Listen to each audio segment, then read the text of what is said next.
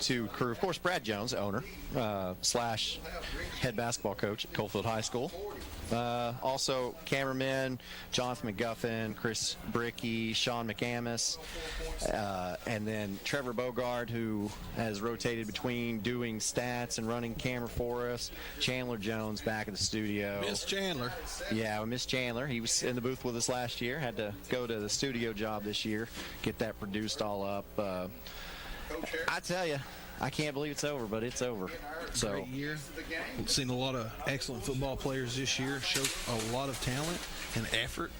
A lot of clean football this year. I think we had a great year of high school football in East Tennessee. Seeing the #1 player here on BBB TV in the country. Not a lot of TV stations can say that. We've seen some top talent. That's right. So,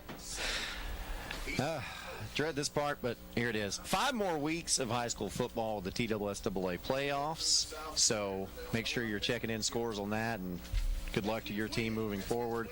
But for us, that's going to wrap it up. Stay tuned. The free medical clinic Friday night scoreboard show is coming up.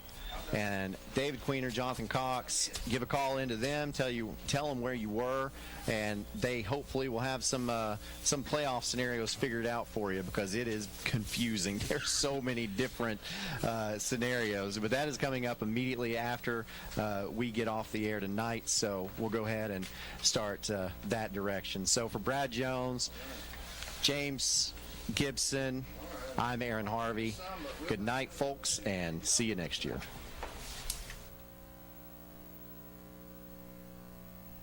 OEB Law is excited for a season full of big hits, perfect plays, and those nail-biting near misses. If you've been injured, OEB Law will come to your defense and tackle any obstacles blocking you from scoring a full and fair settlement. Call OEB Law 865-546-1111 and turn your wreck into a check.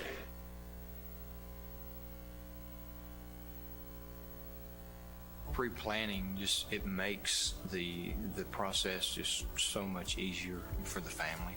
It relieves them of having to make some difficult decisions at a bad time. I've made arrangements with hundreds of families that I have never had a family come in and say, gee, I wish Mom hadn't have done this. Pre-planning, I think, is one of the best things you can do for your family, just to alleviate those concerns.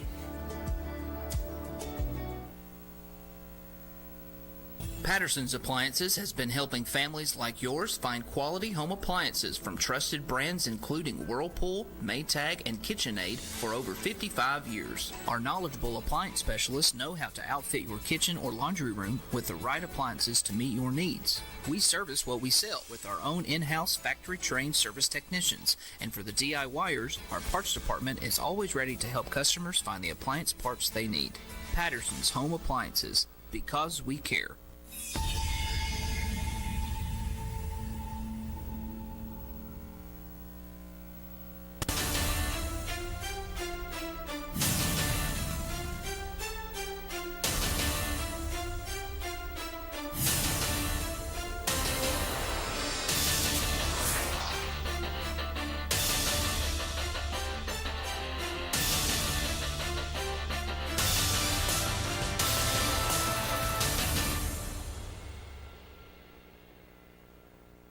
Welcome to the free medical clinic Friday night scoreboard. I'm David Queener, and I don't know if you can hear the floor squeaking. That's Jonathan Cox walking in. He'll be with us just in a second. We're in week 11. Let's see here. Somebody's already sent me something. No, we don't need that, so we're in good shape there. But anyway, welcome to the free medical clinic Friday night scoreboard, week 11. We're finishing up the regular season, high school football in the state of Tennessee, so we'll jump to next Friday night. We'll jump into the playoffs and some interesting things that are happening. I don't know I know Clinton was up fairly sizable as I was coming down here, and Oak Ridge was up by a couple touchdowns. I can tell you that Greenback got beat again tonight. I think he said Oakdale, if I'm right, I believe. And I can't wait till Cox comes in here for us to talk about this one thing, but I think there's a team in Knoxville tonight that sent a message to a bunch of people. So, but we'll talk about that when he gets in here with me. Anderson County was up big. We're rolling some of the scores up there now. So, Maryville goes down and takes care of Bradley Central. Bradley Central was ranked, I think. So's Maryville, but,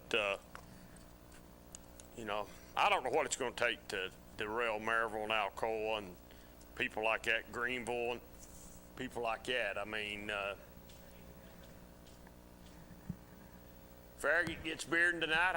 I would assume that puts Farragut in the playoffs. So I think that's what they said. If they won tonight, they'd be in the playoffs. Fulton gets Carter tonight. I think everybody thought that'd be a tight game tonight. As a matter of fact, I think some people thought Carter might beat Fulton tonight. I got asked the question when I walked in. What's that, man?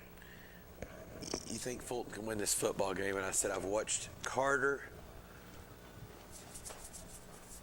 Gibbs play Fulton, and I'd heard the Carter-Gibbs game, how competitive it was, scored all that. And I didn't think that was a good matchup for Carter. Fulton dominated. That game could have been a lot worse. I mean, a lot worse. But I did hear on the way in that Oak Ridge just scored to take a 28-14 lead over Campbell County. Yeah, well, when I came in here, it was 21 to 14, I think. And then Dozier scored right again. So, He yes. did? Okay. Yeah, 24. To help me out here, and I don't know this right off the bat, but with Carnes losing, Carnes is still the 2 seed? Yes. All Campbell County and Oak Ridge played tonight was for 3 and 4. Okay. Because Carnes just beat Oak Ridge and Campbell County. Okay. And Clinton probably held the leading rusher in the nation, maybe under 100 yards tonight. I heard at one time he had 67 yards. Well, I heard 82. Okay, so he was gaining on the 100. He is gaining on the 100. I don't know if he got it or not. But I still, wonder when well you under realize, I wonder at what point you realize this game's over. He's not going to rush for 200 yards and you start slowing it down a little bit. I think they did in the fourth quarter after he got hammered for about the 3rd time. Okay. And got up fairly slowly. You can't win a playoff game without him. Well, if you're Carnes. They wouldn't have won tonight if it was a playoff game because Clinton had a really good game plan. And congratulations to Clinton. I mean, they're going to wind up 6 and 4. Not in the playoffs, and that's a shame. But but you got to win the game. You got to win the ones you're supposed to, man. They lost to 2 teams they should have beat. Yes. They're as good, if not better, than Oak Ridge. Yes. And as good, if not better, than Clinton. The Clinton loss, or the Campbell County. Yes. The Campbell County loss was a big loss, simply because I think the quarterback got hurt in that game, didn't he? I believe so. And their offense struggled big time. Defense was the difference in that football game, the best I can remember. Yeah. Hey, what I was saying as you were coming in, I think there's a team in Knoxville that sent a message tonight.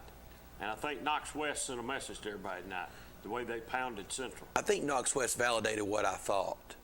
Yeah. Central's not that good.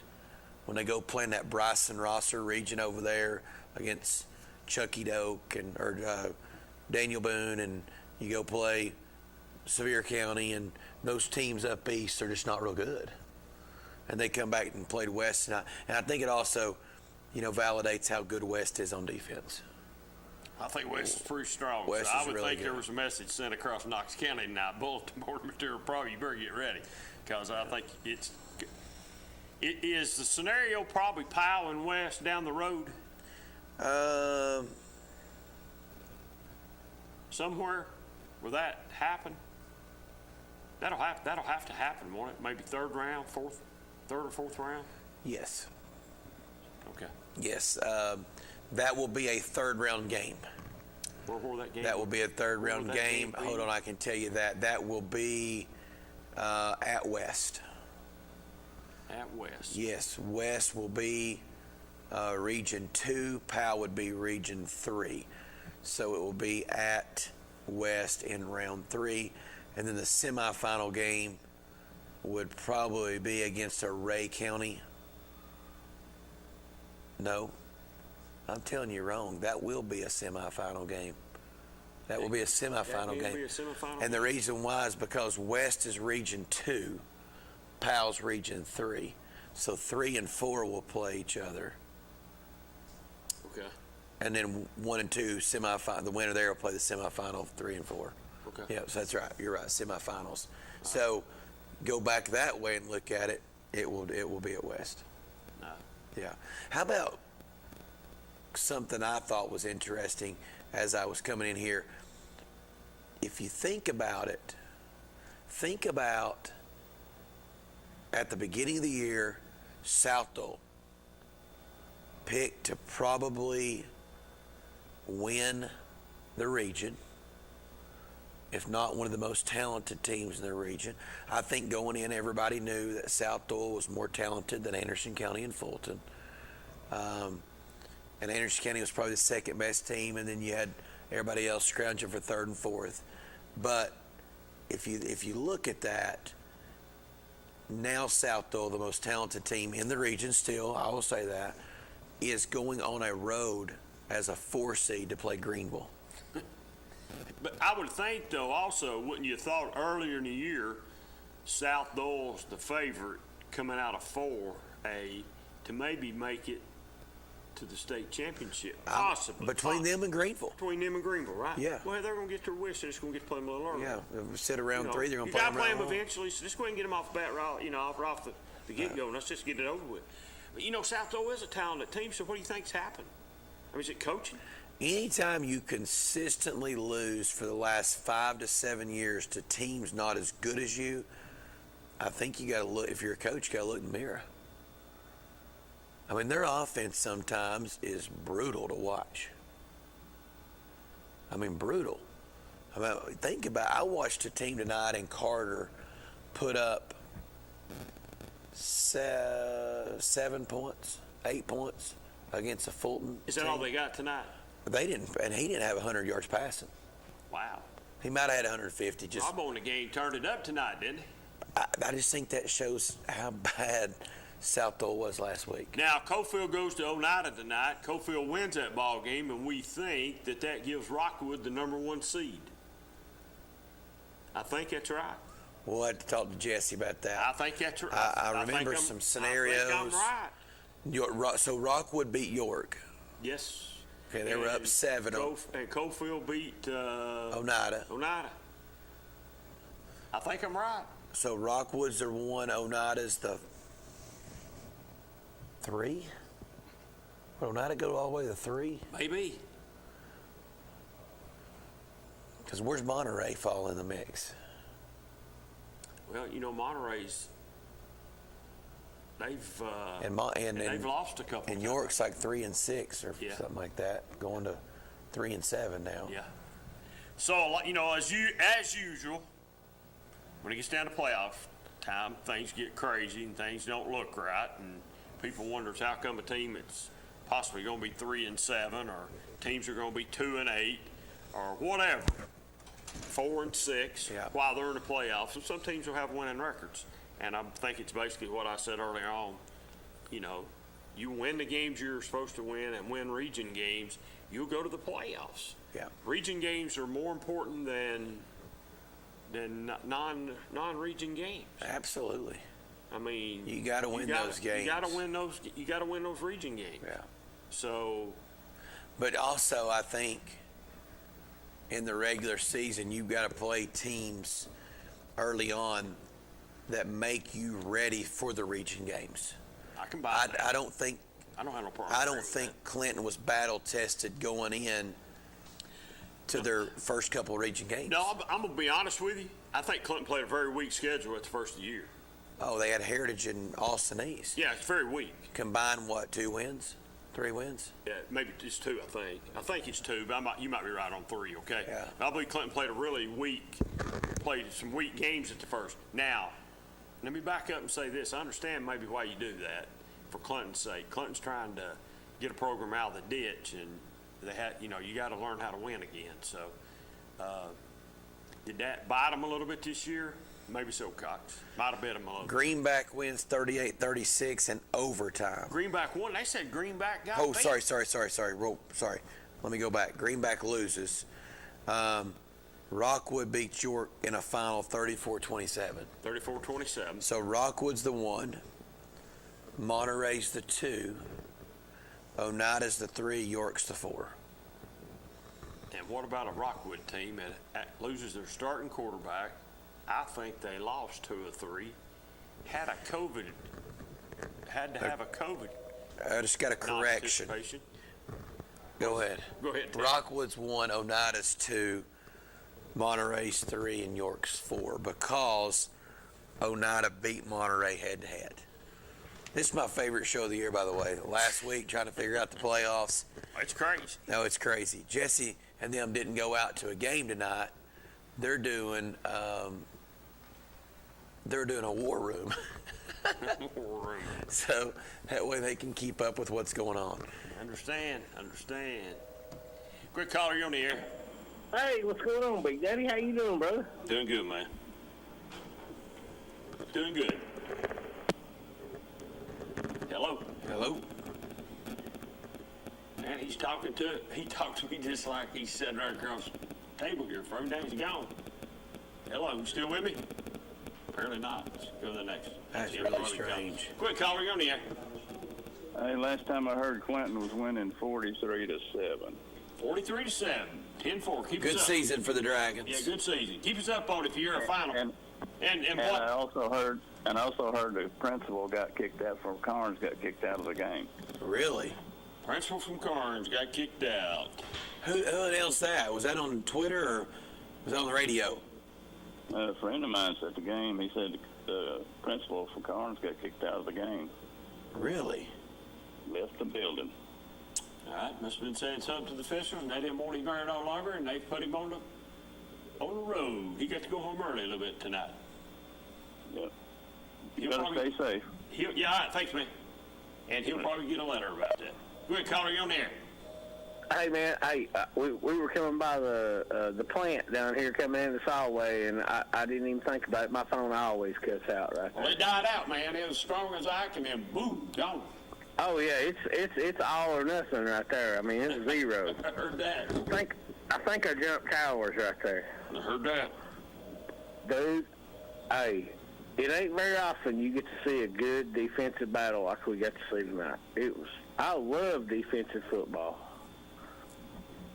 You love it more when you come up on the winning side, right? Well, I mean, I like it yeah, of course. But, I mean, defensive football, go back to the LSU Alabama game. Yes. I would compare, what was it, 9-6? 9-6. One of the best football games I've watched in a long time. That's one of the best football games I've ever seen. Tonight, hey, Oneida and Cofield, they had the ball 20-20, 20-20, 20-20 all night long, and the defense stood tall all night long. It was awesome. It was great. Sounds good. Hey, you think Cofield's ready for that postseason run? Man, I hope Cole Hines ain't hurt. He come off a little gimpy there in the fourth quarter on the second to last drive. Really? Did he go back in? Yeah, he went back in, but he didn't run the football or nothing like Does that. Cofield get a bye this Friday? I don't know. Well, what good are you? I'm a real good fan. Well, a real good Good fan on the would know. sideline. Hey, a real good I'm a real fan would good know. motivator. I'm a real good motivator. Yeah, a good fan But, would know if you had a bye, man. But I have not seen the playoff bracket yet. I've been waiting on it to come out.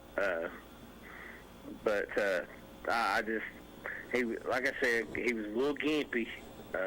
He took a pretty good shot, and that's huge. Yeah, it is. I agree with you. Well, maybe he'll be okay. These kids are pretty resilient. They bounce back pretty quick. Some of them do anyway. If it's not something major. Good sign is if he went back out there, it's probably just something minor. And maybe if they got a bye this weekend, there's no use in pushing the panic button right now. I'd wait to this time. I mean, next week's about Thursday and or even the next week and figure it out on about Thursday. If they get a bye in the first round. Got to look at the bracket and see which region gets a bye in the first round this year. They won. I just read right here, Oakdale gets a 2 seed now after that win tonight at Greenback. So Oakdale did come back and win? Yep. 16-14, and they get the 2 seed. So Oakdale kicked a field goal to beat Greenback. Because the Greenback blocked the extra point. Yep. 16-14, Oakdale wins at home and wraps up the dose. Does that give Oakdale a home playoff game? Yep, 2 seed means you play at home. That will be, as far as if I'm remembering correctly, and this is, bless his heart, Marty Maston told me this. If this is correct, if that's correct, this will be the first time Oakdale's ever hosted a playoff game. Well, when you say Marty Maston, if he told you that, he's right on.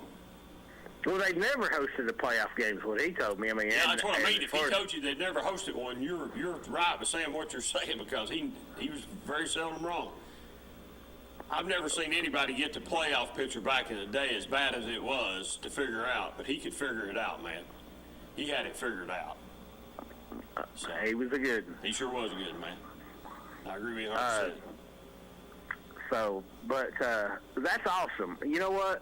They're hosting a playoff game for the first time. I hope they win. I'm for Oakdale.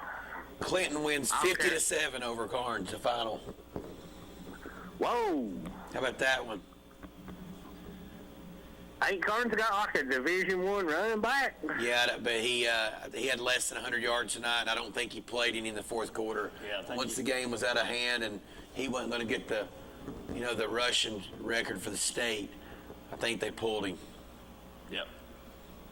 Kingston gets beat tonight 28-7 over Loudon. Well, I saw that coming a mile away. Now, how'd you do that? Loudon is Kingston. I saw both of them play this year. I mean, the line of scrimmage was A's and C's in that game. Wow. They just reported that Bishop ran for 42 yards. That can't be right. I thought he had... I said 82 is what I was told. Okay. Not what I was told, what I heard coming down here on the radio. Okay. Now, is Coach Keith made that big of a turnaround that fast at Clinton? Yeah. Well, yes and no. I mean... He's got a dynamic quarterback. He's got a great quarterback, but their schedule this year out of region versus what it was before is no comparison. No, I agree with you. The region is no comparison. I agree with you. I mean, you got to think they were playing Fulton, Oak Ridge, when Fulton, Oak Ridge were good. They were 1 and 2 in the region. And then you had Powell thrown in there. Clinton was just outmanned. That schedule was brutal. And then this year, they jumped out to, 2-0, 3-0? Jumped out. Yeah, 3-0 and got COVID win to make it 4. I got beat. Oak Ridge is their first loss. Yeah. It's just the fact that he had to do what he had to do with his schedule to get him used to winning again in Clinton. They didn't play Anderson County this year. Yeah, you're talking about a program that was probably as low as you could get, and maybe 1 win in 2 years or 2 wins in 3 years, something like that maybe. Yeah. So you got a program that's all the way down, and he done what he had to do. I have to throw this at you, though, man. I mean, I sincerely heard that the kids were, waiting on benches in the weight room in the off-season this year. I don't have any. Weight room Must be a small weight room. I don't have any idea. Yeah, because he don't have but about 50 kids, I don't think. About 50-some kids. And maybe that's true. Maybe he's got them... he's a motivator. I mean, he's a guy you'd want to play for. He's a super guy.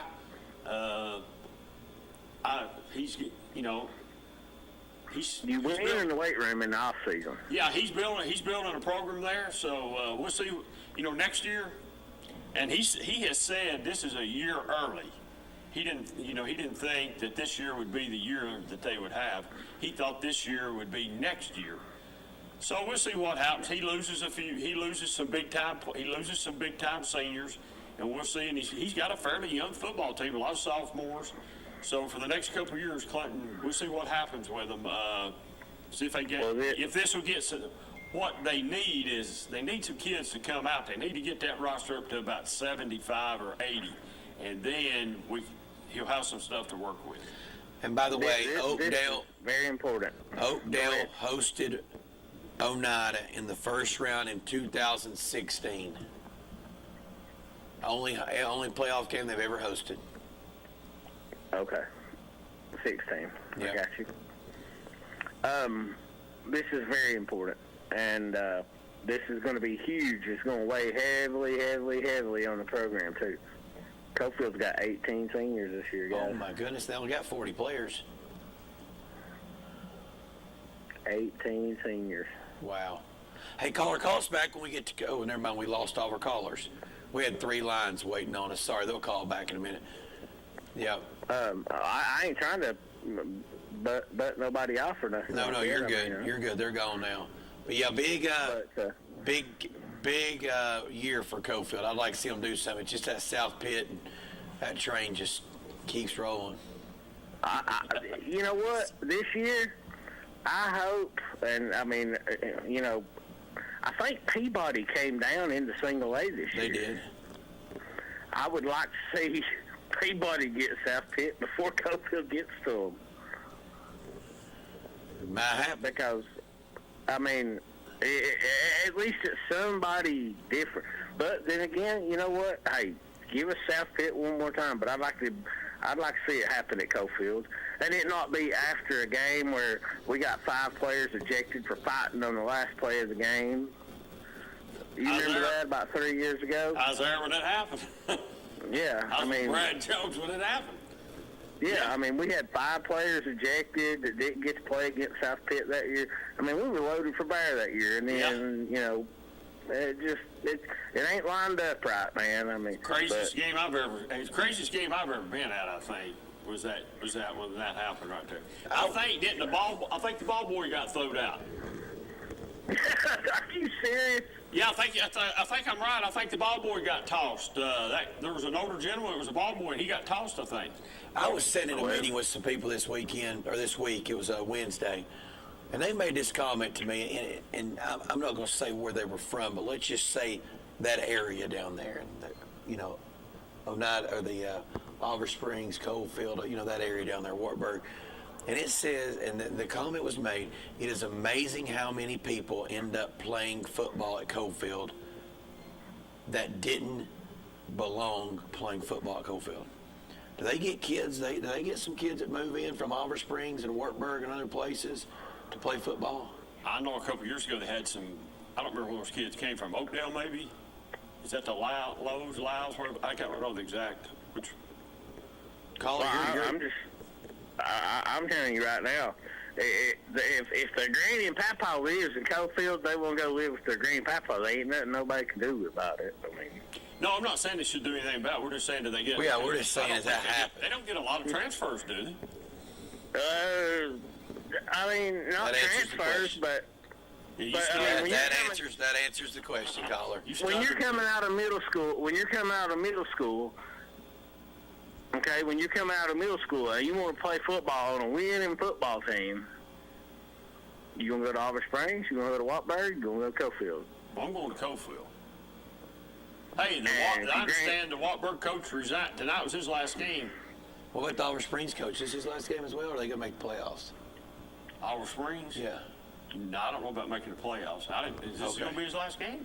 I don't know. I heard maybe this was his last game he was coaching. I didn't know. That's Wartburg, I think. Okay, it's Wartburg. Yeah, this is Wartburg's coach's last game. That's what I've been told. All right, caller, be good. Call us back.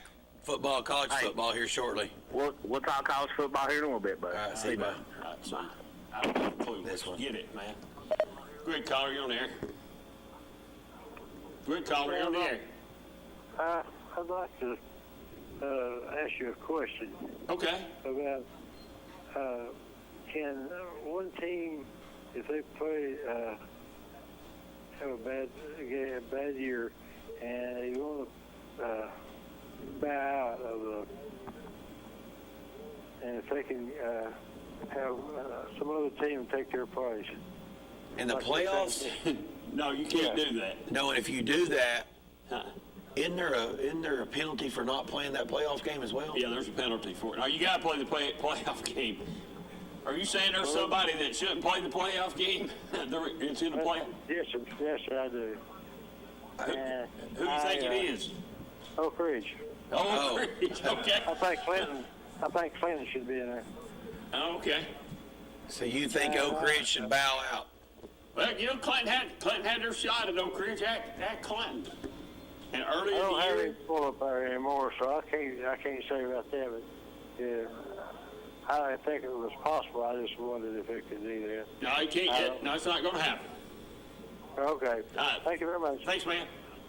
All right. Okay. We had a caller that was on hold. Call back, caller, and we'll take you. I'm sorry. These calls will last a little longer. 483-811-2865. 483. There we go. Wasn't there a situation a year or two ago that a team tried to forfeit a playoff game, and if they did, that banned them from the postseason the next year? I think they did not go, and I think they didn't go to Greenback. It's somebody from Upper East Tennessee didn't go to Greenback, and they got punished the following year. They got held out of the playoffs because of that, I think. Because of it. Yeah. Go ahead, caller. You're on the air. Yes. Go ahead. Olive Springs did win against Midway, 22-40. But Coach Green did tell us this year is his last year as football coach. Wow. Well, I didn't see that coming. We all did, and we're always unexpected. We all told him his last good. Well, I hate to hear it. He's a good man. He's a good football coach, and he's been good for Olive Springs High School. Olive Springs would have went to the playoffs if Greenback would have won against Oakdale. Oakdale won. So it knocked you out. It knocked us out, as I know of. Okay. Hey, caller, do you know who the next coach is going to be? Did I hear that the next coach might be a guy already on staff? Yes. They said Coach Green recommends somebody. Okay. Okay. All right. Sounds good. Thank you, caller. I hate the Bobcats didn't make the playoffs. Yeah, Coach Green, man, is just man, he's good. I think he was still talking. Oh, was he? I'm sorry if I cut you off. Call back, man. I'm sorry. I thought you was through. I knew you didn't hear me. He said "but," and then you hit I the didn't phone. hear him. I clicked it off. I'm sorry. Call back if I cut you off. I didn't mean. Sorry about that. Yeah, sorry. I didn't mean to cut you off. It's a little fuzzy here tonight in the headset. But yeah, call us back. He was starting to say "but." I didn't hear you. Yeah, I didn't hear you. no I problem. just said Coach Green's a good guy. He's good to work with when you're doing TV. That might be him calling back right there. If it is, I'm sorry. Let's see who it is here. Go ahead, caller. You're on the air. Yes, but they said Mr. Nims, the principal, will have to interview him, and it's up to him, as I know it. Oh, okay. And listen, I'm sorry I cut you off. I didn't hear you say but. All right, thank you. As I know of, Coach Green said we was going to go to playoffs if Oakdale would have won against. Oakdale would have lost. All right, then. And if we hear something different, we'll let you know. We got a lot of people helping us out tonight from home. So, and I just got a text saying that Oakdale will host Jellicoe next week. And Oakdale's already beat Jellicoe this year, 49-19 in week 2. So Jellicoe made the playoffs too. Yeah. Doesn't look like Olive Springs is going, caller. Looks like it's through down there. Okay, thank you. All right, see you, man. Yeah, that's a winnable game for Oakdale. I wonder if they've ever won a playoff game. If they played Oneida at home, I bet they didn't win the playoff game. No, probably not. And the reason why they got to go be the 1 seed that year is because that was the year that they got switched over to where they were playing Concord Christian, Unaka, Cloudland, Hancock County when the realignment happened. Yeah, they went upward. They went up. That's right. They went up that way to play. So that's what's going on with that. So that's what's going on with that. So see how confusing. I didn't even know Olive Springs was in the running for a playoff game just simply because of the season they've had. But I do hate to hear that about Coach Green if that's true. I hate to hear that. Like I said, that's a good man stepping out of coaching. So Always calls in. Yeah, he's good. Man, hey, listen, he's good at TV. He was always good to us when we were down there when I was doing the TV part. And you could always talk to him, and he always told you like it was. He didn't hold back. We're losing a good coach. That's stepping away. So he's did a lot. I tell you what, he's did a lot for Oliver Springs football. Yeah, been there a while. Done Been a there good for a job. little while, man. So Maybe we can get him on the air tonight. Maybe we'll get him on here tonight. Quick caller, you're on the air. Hey, David, I was watching that game on Diamond Clear Media. Yeah. And about 4 minutes into the first quarter, I heard a bunch of people get into argument calling the F-bomb to each other. Where? At Clinton and Carnes. Yeah, it was through that Diamond Clear. It was through that Diamond Clear Media. Yeah. And they was going to it, and I reckon somebody told them to shut up, and then they paused it for about 5 minutes. And that may have been why the principal for Carnes got kicked out. It'd be interesting to know. Mr. Corum over there is a good man, and that sort of surprises me. Yeah, I had already heard a comment that there was a lot of foul language on Diamond Clear tonight. I had seen that already, so I didn't know if it's, people post stuff you don't really know, so that's somebody else verified, so it must be true. Yeah, it was the F this and the F that. Yeah, that's what they were talking right back. That's what they were talking about. There's more F-bombs coming out of that phone. I was getting ready to throw it in the commode. I heard that, man. That is strange. That might have been why they threw that principal out. You could very well be right. But anyway, glad Clinton had a good homecoming. That was a good homecoming for him. Yeah, it's good. Be a good season for Clinton. Now, maybe they've turned the corner and the future looks bright. We'll see. Bishop couldn't do nothing. They was right on him like fly on rainstorm. I mean, he was by the time he get the ball, they keyed on him. They knocked him about 10 yards back one play. Well, they did some things tonight. Clinton did with him that some other teams have not been able to do this year. They'd love to have done. They'd love to have done it, and they've not been able to do it. That's the best I've seen Clinton play in a couple, 3 or 4 years. That's what you want to hear towards the end of the year. You're playing really good football, and it's a shame they're not in the playoffs because they're winning right now and they're hot right now. And that when you get right at this time of year, man, you don't know what's going to happen. So it's a shame, but that's part of it. So go on. So here's what I do. It's always next year. Yeah, it's always next year, bro. All right, have a good night. All right, see you, man. So the only way, and this is how crazy the tiebreakers are this year in high school football.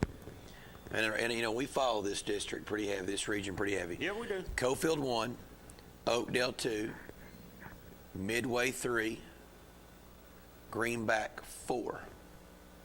That's the playoff situation this year. The only way Oliver Springs could have made the playoff was a win and an Oakdale loss. So think about that. It's the only way they could have made it was a win and an Oakdale loss. So Greenback loses to Oakdale and they get the 4 seed. Did Oliver Springs lose a close game to Greenback this year? I'm not for sure. Maybe they did. I don't know. I'd have to look. But I was just looking here. Did Harden Valley win a football game this year? Last Friday. Last week. I forgot who they beat. They did win a football game. They did. I'm sure that was Potter's this week. It could be his last go. His last game. He's had a tough couple years over there, and he's a good guy too. I mean, Greenback beat Oliver Springs in overtime. Yeah, that's right. So that game right there was the difference in that 4 seed. Was that? And once again, you got to win when you're supposed to win, or you got to win the games you need to win, and those region games are important. You know that old saying, Cox? I'd rather be taking care of my own business than depending on somebody else. For sure. Tonight, you had to depend on somebody else, and guess what? Somebody else let you down. That's right. That's right. So, you want to take a commercial break? Yeah, let's take a break. Hey, we'll be right back here just in a few minutes on the free medical clinic Friday night scoreboard, and give us a call, 865-483-8112 when we come back, and we'll be back in just a couple minutes. This holiday season, give the gift of health to all kinds of families in your community. Many of our neighbors can't afford medical care. In fact, over 14,000 of those living in Anderson, Roane, and Morgan County live in fear of becoming sick or injured because they don't have health insurance and can't afford to go to the doctor. But you can change that. On Tuesday, November the 30th, the Tuesday after Thanksgiving and Cyber Monday, give at fmcor.org to help provide unmet medical care needs in your community. Together, we hope to raise $10,000 in 24 hours. November the 30th, Give Tuesday, a day to remember those in need during the holidays. Give at fmcor.org. American Outdoor Equipment has a great new location in Rockwood. They are a Branson tractor dealer with various sizes to choose from. Branson's greatest asset is their strength, quality, and features. But American Outdoor Equipment also has Bobcat mowers. You can expect the best when it comes to performance, durability, and comfort with a Bobcat mower. Or how about a Dixie Chopper mower? They're the world's fastest lawn mowers. They have a large service and parts department. They are family owned and operated, plus they offer in-house financing. That's American Outdoor Equipment in Rockwood. The innocence of youth. Is there anything any better? But soon they'll be in high school and facing all the same challenges you faced. How to make friends, how to fit in, how to be cool. We want our children to have everything they'll need to live fulfilling and productive lives. Make sure the kids in your family are among the more than 110,000 participants here in Tennessee who take part in high school sports. I am a Simplicity dealer. This business is my life, my career. If you need a new mower, I'll help you choose the model that will make your property look its very best, and even let you take a test drive. When it does need service, you can rely on my factory service training and genuine parts. Because I don't just sell products, I build relationships. I am a Simplicity dealer. S.L. Bowman & Sons, 524 North Front Street in Rockwood. Your grandmother's fine china, those trendy sneakers, your collection of hand-carved duck decoys. Auto Owners protects your home.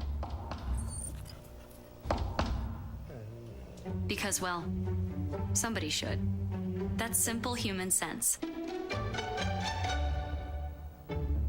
Ask Griffin Insurance Agency in Kingston if Auto Owners make sense for you. Oh, now you do your job. Evans Mortuary has been serving the needs of families in and around Roane County since 1976. As established members of our hometown community, we understand the security of dealing with people you know you can trust. We build our reputation on this trust. The Evans family appreciates the confidence the community has expressed in us over the years and will constantly strive to earn that favor. Evans Mortuary, 805 North Gateway. And welcome back to the Free Medical Clinic Friday Night Scoreboard. Last regular season Free Medical Clinic Friday Night Scoreboard. Then we'll go to playoff mode. We'll talk a little bit about that in just a minute. Call us and give us a call, and we'll take your calls. Go ahead, caller. You're on the air. Yes. Did you have a score for the Kingston game? What was that score, Kingston game? 28-14? 35-14? Kingston got beat, I can tell you that. What was it? It was 28-14 or 28-7? Kingston loses tonight 28-7. 28-7. Loudon beats Kingston 28-7 tonight. All righty, thank you. All right, you're welcome. Quick caller, you on the air? They said that Bishop had 88 yards total rushing. 88 yards total rushing. Thank you, appreciate it. They called one touchdown back. So. Called a touchdown back. That's probably the lowest of the year for him then, I would think. Yeah, he averaged about 270 a game. Yeah, that's what they say his average, or somewhere around 270. 7.5, 7.7 yards per carry, I think. So Clinton did a good job with him tonight. Oh, yeah, they keyed on him. Yeah. Y'all have a good one. See you, man. Thanks. Bye. Go ahead, caller. You on the air? Oh, what do you say, Queener? I'd rather talk about Clinton winning and blowing out Carnes like that. That's quite impressive. I did not expect that. I thought Bishop was going to run all over them, but your boys pulled it off. Who is this? I don't hear anybody. I can't hear anybody. Your favorite Oak Ridge fan. Oh, he's calling because Oak Ridge won, and we've only heard from him 3 times this year. Yeah. 3-7. Yeah, Dad, you ought to heard their announcers tonight on the radio, man. With a loss to Carnes. Their announcers were going wild on penalties and stuff. Yeah, well, I've never seen anything like it. I think Clinton proved my point when we first played Carnes. There was an Oak Ridge caller that called about Carnes being the better team, and all I said was they have the best player, and if you stop the best player, the game's over. And I think Clinton proved that tonight. If you can stop Deshaun Bishop, you blow out Carnes by a lot. But good for Clinton. Glad they're on a hot streak. How many points did you all score against Carnes? 35. How many did they score? Who's the 42? Okay. Wait, how many points did Deshaun Bishop score? You mean? Well, he's part of their team. I think he had 4 touchdowns. He's part of their team. Carnes is a better football team than Oak Ridge this year. That's interesting. They have 4. He had 4 touchdowns against us. That's very interesting. Tell him about the caller that wants Oak Ridge to drop out of the playoffs. Yeah, we had a caller. Oak Ridge football. We had a caller been watching football since 1947 in Oak Ridge, and he thinks they should drop out and give Clinton their spot. They don't deserve to be in the playoffs. That's interesting. We beat Clinton, but who am I? He's been since 47. Yeah. Hey, you're getting a little wiser. You know, you've figured it out a little bit. You don't know everything. I never claimed to do. I never claimed that I did know everything. So. When's basketball start? Y'all got any recruits coming in like you tell me about all the time?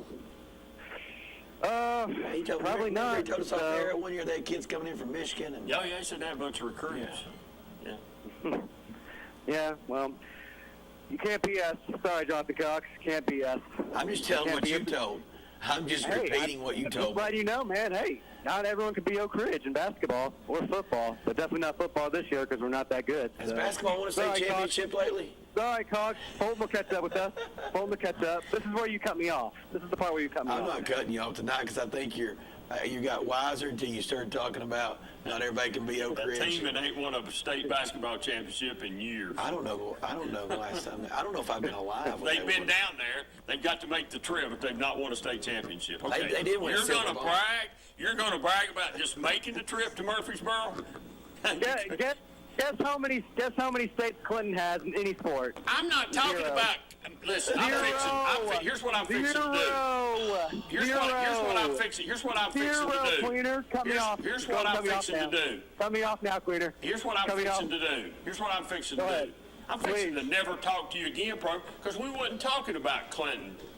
And you better. I want to really say something to you right now, and I can't. Oh, you're mad now. You're mad now. No, I'm not mad. We were talking about Fulton. You were talking about Fulton, and I was making a comment. We were talking about Clinton. You're such a dummy that you don't even know what you're talking about. Speaking of the dummy, you keep rooting for Clinton. I know rooting for Clinton. Now? I'm from Clinton. You're the one that picked Tyler Thaxton to beat Oak Ridge. You're the one that picked Tyler Thaxton to beat Oak Ridge when he was at Clinton. Let's see. Wait a minute. And we blew out Clinton. Let's see. Wait a minute. Clinton 6-4 this year. Oak Ridge is 3-7. Never lost 7 games. I think we beat Clinton this year. That's very odd. Okay, you beat Clinton. So what? Does Clinton and Oak Ridge play each other in basketball?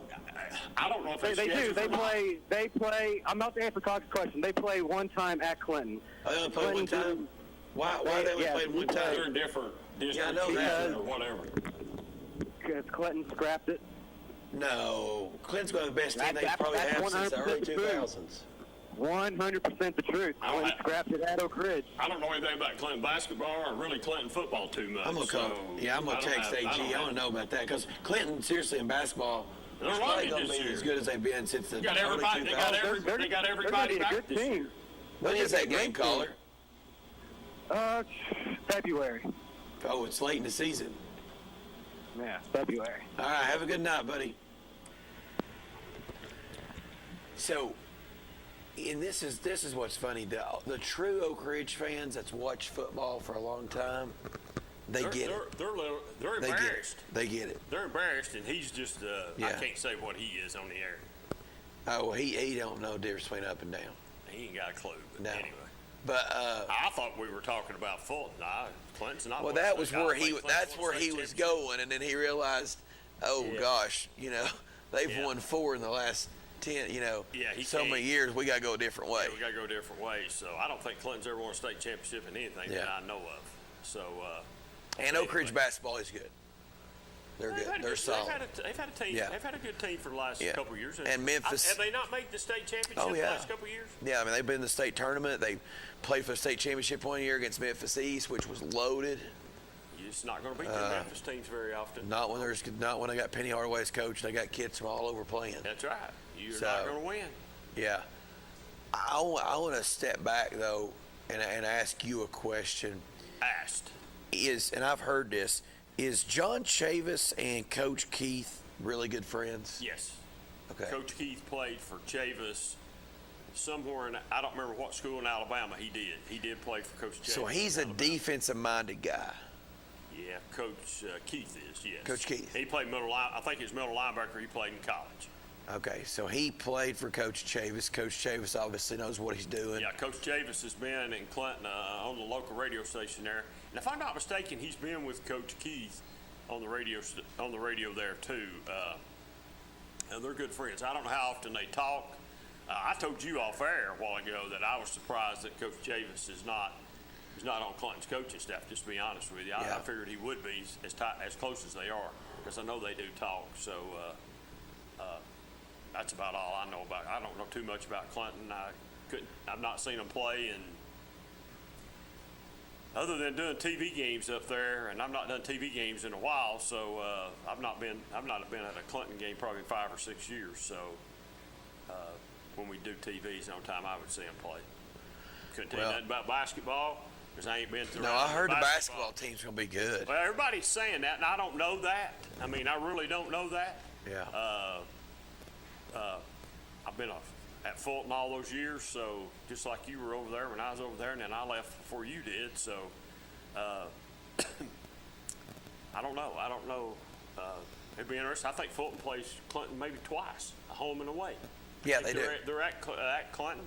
Matter of fact, my brother told me the other night we ought to go to the Clinton-Fulton game, and I told him I might do it.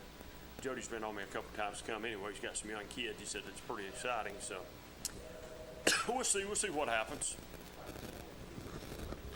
It'd be a good one. It will be. Quick, Tommy, on here. Hey, this is Coach Keith. Someone called me from this number. Coach Keith. Hey, Coach Keith, what's going on, man? Hey, congratulations tonight on a big win, and also congratulations on a great year. Well, thank you very much, Mr. Cox. I really appreciate that, sir. Hey, Coach, we've been hearing a little bit, and obviously you're going to celebrate this one. Are you all looking to play maybe a bowl game? I mean, we flirted with the idea. I mean, I would entertain the idea. Yes. Gotcha. Who played well for you tonight, Coach? Talk a little bit about your seniors and some kids that played well. I say all played well. Jeremiah Blaubelt, he played lights out. Chase Jackson caught a nice touchdown, made some great hits on Deshaun. Of course, we had our inside linebacker, his name? Can't think about his name right now. It'll come to me. That's all right, Coach. Connor Moody was Connor Moody. He was lights out. Things Devin Monroe played lights out at nose guard and center. He had to sub in for a center. Our starting center, I had a concussion the week prior. And hey, Coach, I seen you play lights out. Go ahead. Finish up. I seen you play lights out. They knew it was their last time around. Dodie Truss played really well. So, yeah. Hey, Coach, your neighbor and me are good friends, and you know that. He told me that you had a plan to stop Bishop tonight. Well, it must have worked.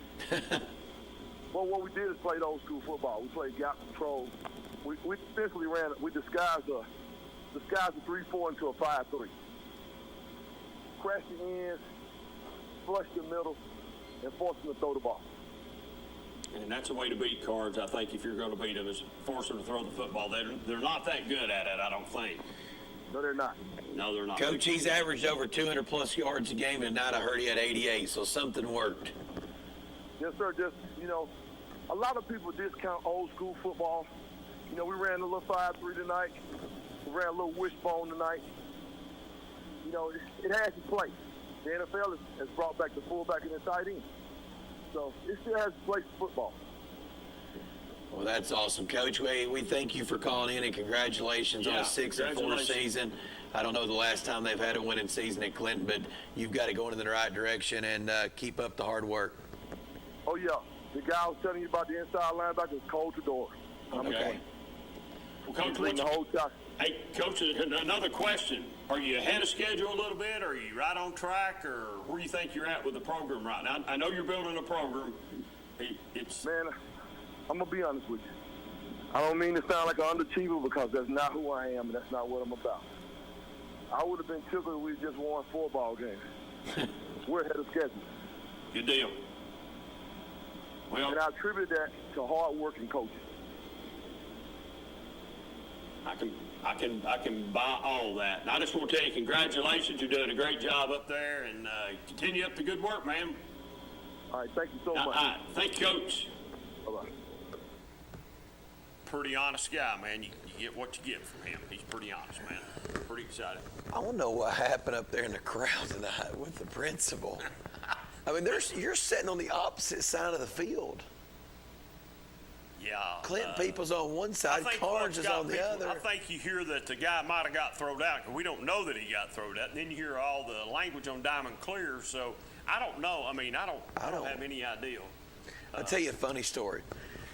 So we're playing 8U football, 7U football, whatever it is, and we're at Clinton, and we score a touchdown on the second play of the game.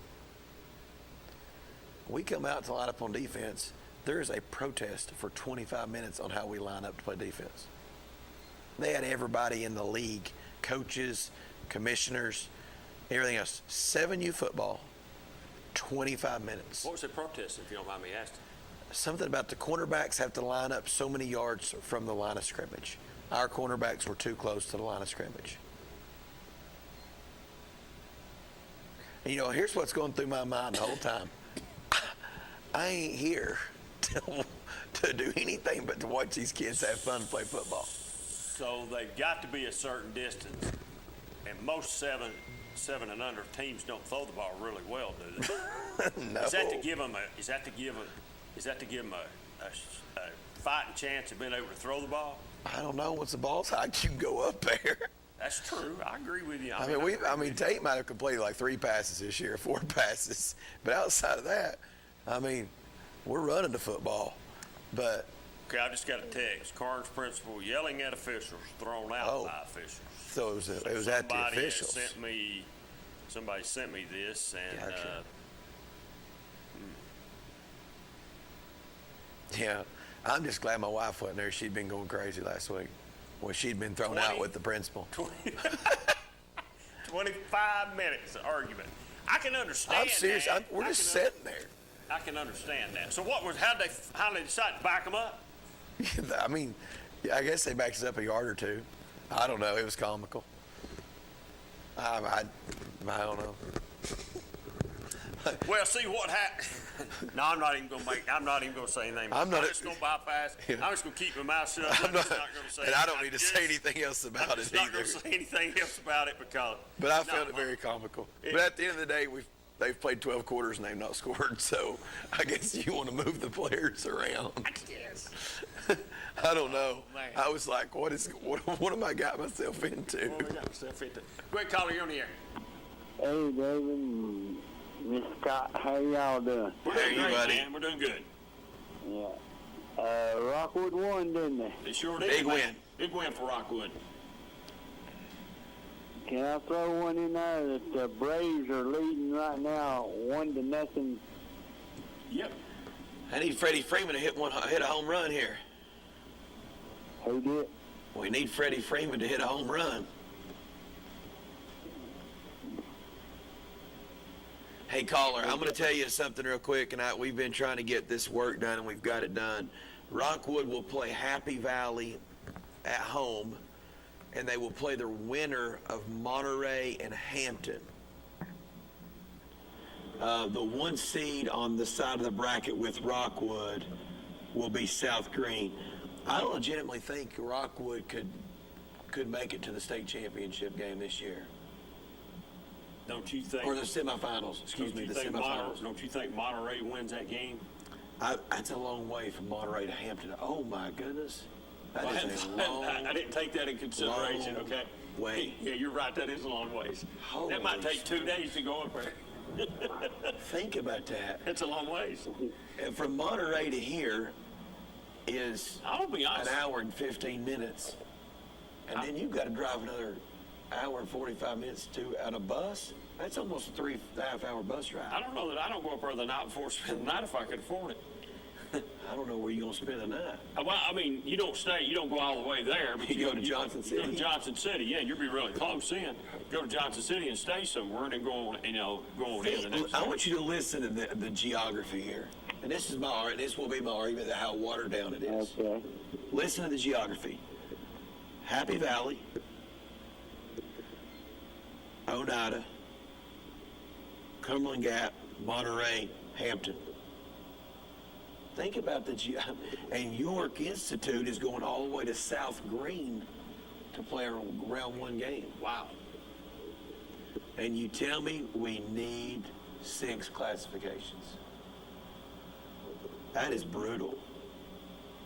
That is a brutal, but I mean, if you look there, I think Rockwood's got a legit chance to make it to the semifinals. And that's all we do on the predictions with 5-star is to the semifinals. From there, we just try to cover our area of what's going on with our teams. So it looks like I would be surprised if Rockwood's still not playing football come the semifinals. You got who's Anderson County got? I'll go to Cofield first. Cofield's got North Green, and they play the winner of Midway and Unaka. Also, on their side of the bracket is Cloudland, Greenback, Oakdale, and Jellicoe. So looks like Oakdale will probably go to Cloudland round 2. Midway, I think, will go to Cofield round 2, and then you'll have probably Cloudland and Cofield playing in the quarterfinals to go to the semifinals. So the answer to the question about the caller, Peabody and South Pitt will play each other before one of them gets to Cofield. Yeah. So that'll knock one of them out. Yep. So, caller, are you excited, caller, that Rockwood won tonight and won the region? Yes, sir, I am. Well, that's, considering everything that's went on this year at Rockwood, losing a quarterback and some other things, I mean, that's a great turnaround with Coach Webb. So congratulations to the Rockwood Tigers and Coach Webb. And I know you're a big fan and all the Rockwood fans. Hey, caller, were you at the game? I wasn't at the game. I just got a text saying Rockwood's starting quarterback was taken off the field by ambulance. God, they can't have no more bad luck with the quarterback. Is that not the second QB they went through? I think it is. I think so. Ooh. What a terrible break. Yeah. We'll have to check on that. We'll have to try to check on that and see if we can find what we can find out about that. Real quickly, like I've been up there I've been to Hampton and I've been to Happy Valley when Rockwood had to travel a few years back.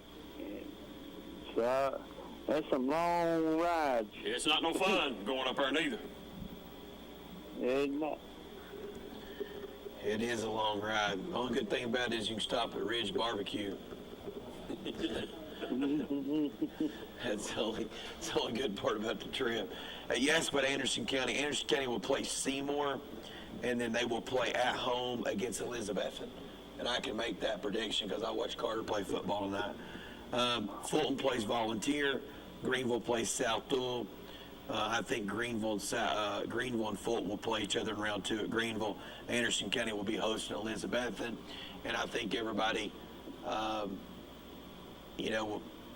we'll see what happens. But I think Greenville has a good chance. I don't know. Well, wait a minute, didn't Elizabethton, they've already beat Anderson County this year, right? They have. But they got to come to Anderson County the next time. Okay. And that was the first game without the quarterback, so that'd be an interesting matchup. Yeah. And Elizabeth is trending in the right direction. I think they've won 5-6 games in a row, and they're trending in the right direction. For our Oak Ridge people, Oak Ridge will travel to McMinn County. And if they win that game, they will play the winner of Powell and Ottawa. So, where's Campbell County go? Campbell County goes to Ray County, and Walker Valley comes to Carnes. That's how that went. All right, well, appreciate you calling, Knight. Can I have one more question? I'll get off here. Yeah, go ahead, man. Can y'all say anything about, I know you're talking about the high school right now, but can y'all say anything about the Tennessee-Alabama game? I know they ain't got nobody to play this week. Well, I think Alabama was you can tell they're just better all around. But I think Tennessee's offense, I mean, I thought it looked good. I thought the defense looked good for 2 downs. And on 3rd down, it couldn't contain the quarterback. Yeah, Tennessee played good up to a certain point, and then the depth issue, the talent issue, all that came to the forefront. I tell you what I'm worried about right now, Tennessee, more than anything, is finishing out the year with Hooker at quarterback, because Bailey leaving puts them in a jam a little bit, because now you've only got one person you've only got one legit backup. Yeah. So that's a troubling thing to me. Hooker has been known to get injured a little bit and banged up, so we'll see. Did it surprise me that Alabama beat Tennessee? Most definitely not. I was shocked that Tennessee played as well as they did for as long as they did. Did I see where Harrison Bailey transferred? Yeah. Okay. He went to transfer portal.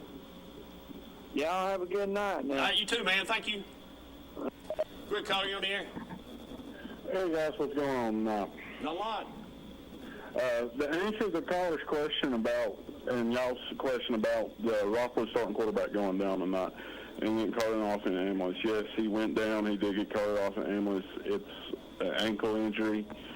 It looked like it was broke. Wow. Was that the kid that was the starter to start the season, or did he become the starter after the original kid he got out? become the starter tonight because it took over the starting position from the other guy was not there tonight. I don't know why he wasn't there, but this was our 3rd string quarterback, and so we don't know if the 2nd string quarterback will be back or not, but the 3rd string quarterback is the one that broke his ankle tonight? Yes. Man. Wow. How many kids play on Rockwood's football team, if you don't mind me asking? I think there might be about 30 kids, if that. So if you got 30 kids and you're on your 3rd string quarterback, that's rough. No kid. It is. I just wonder why the kid didn't play tonight. If that possibly is COVID, maybe. I don't know. Now, the kid that started the season as the quarterback, is he still on the team? No, he is off the team. There was a bad blood in the team, all that bunch of drama going on, and anybody knows Coach Webb will not put up with that. Got rid of the drama. Good for him. Good for Coach Webb. That's how you run a program. And that happened after the Monterey game, and that's when Rockwood come alive and started playing Rockwood football again. And then this tonight, and the first quarter of the game did not look good. Second quarter come out, Rockwood moving the ball, playing good, going in, and went in at halftime with the lead. I think it was tied 14-all at halftime. Then come out second half, playing good. Rockwood on another drive after they scored a touchdown, and he went down. I mean, you didn't think he was hurt at first because he was dragging the players, and then right at the end of the play, when he went down, you know it was bad. Wow. That's terrible. We hate that for that young man. We hate that for the school and the team. But I'll tell you what, there's something to be said about someone like Coach Webb that will do it the right way.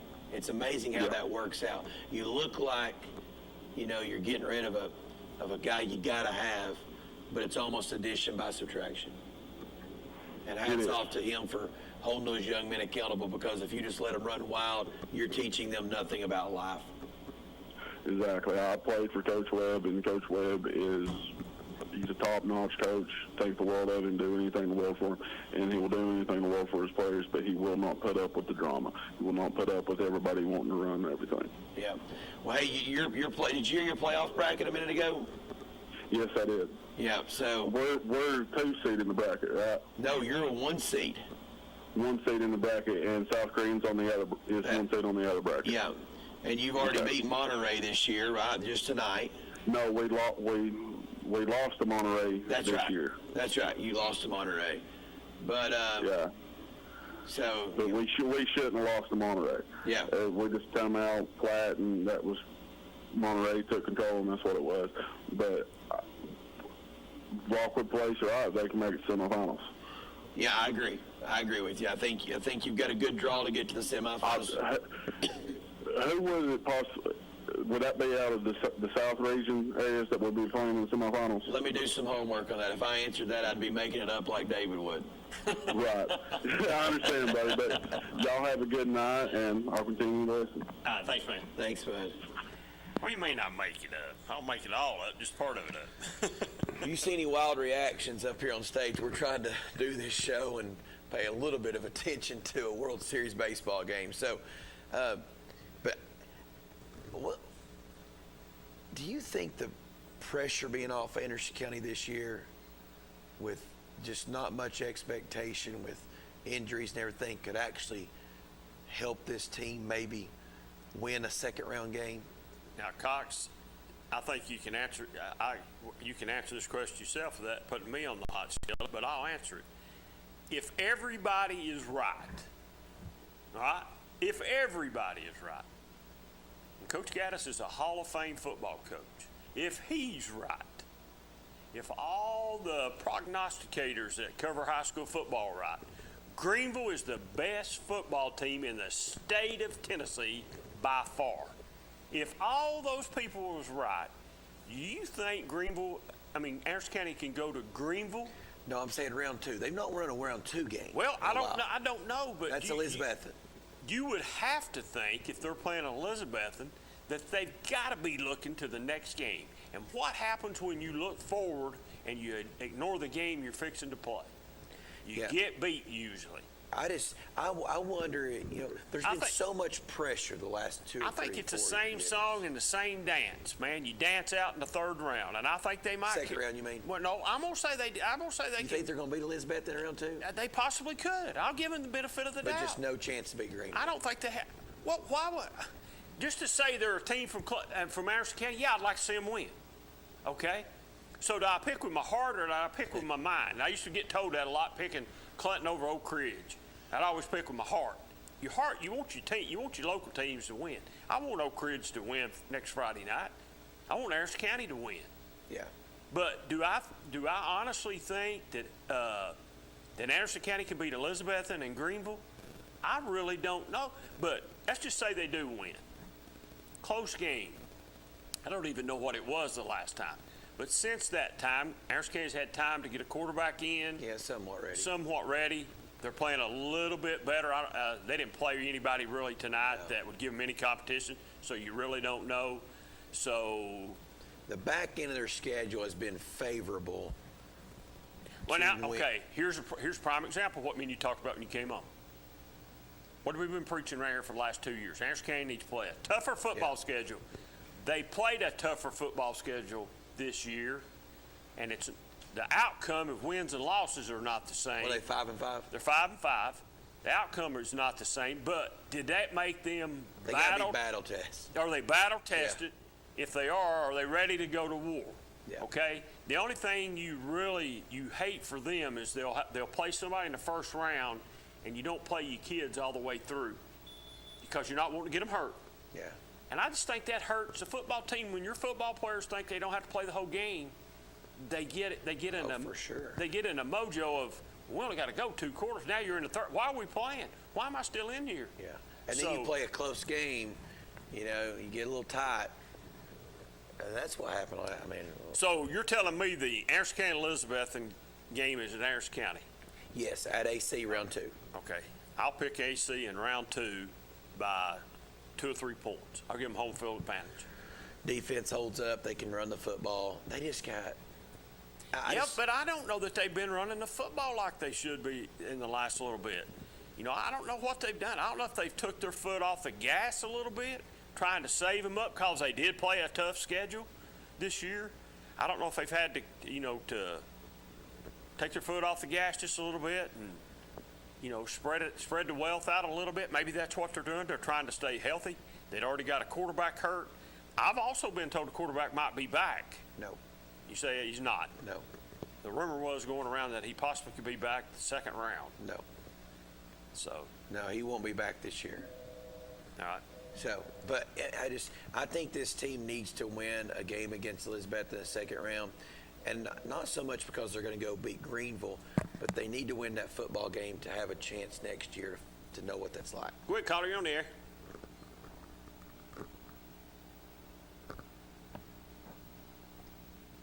Yeah, you can call and talk to us. There's not really much to talk about Tennessee as far as that goes, and Tennessee's off tomorrow, but go ahead, we'll talk it.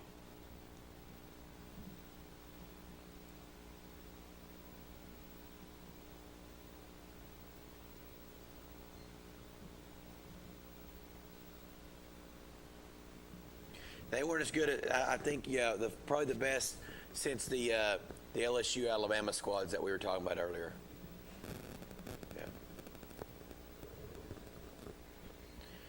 You know what's funny about this, caller? I was talking about this a couple days ago with a guy.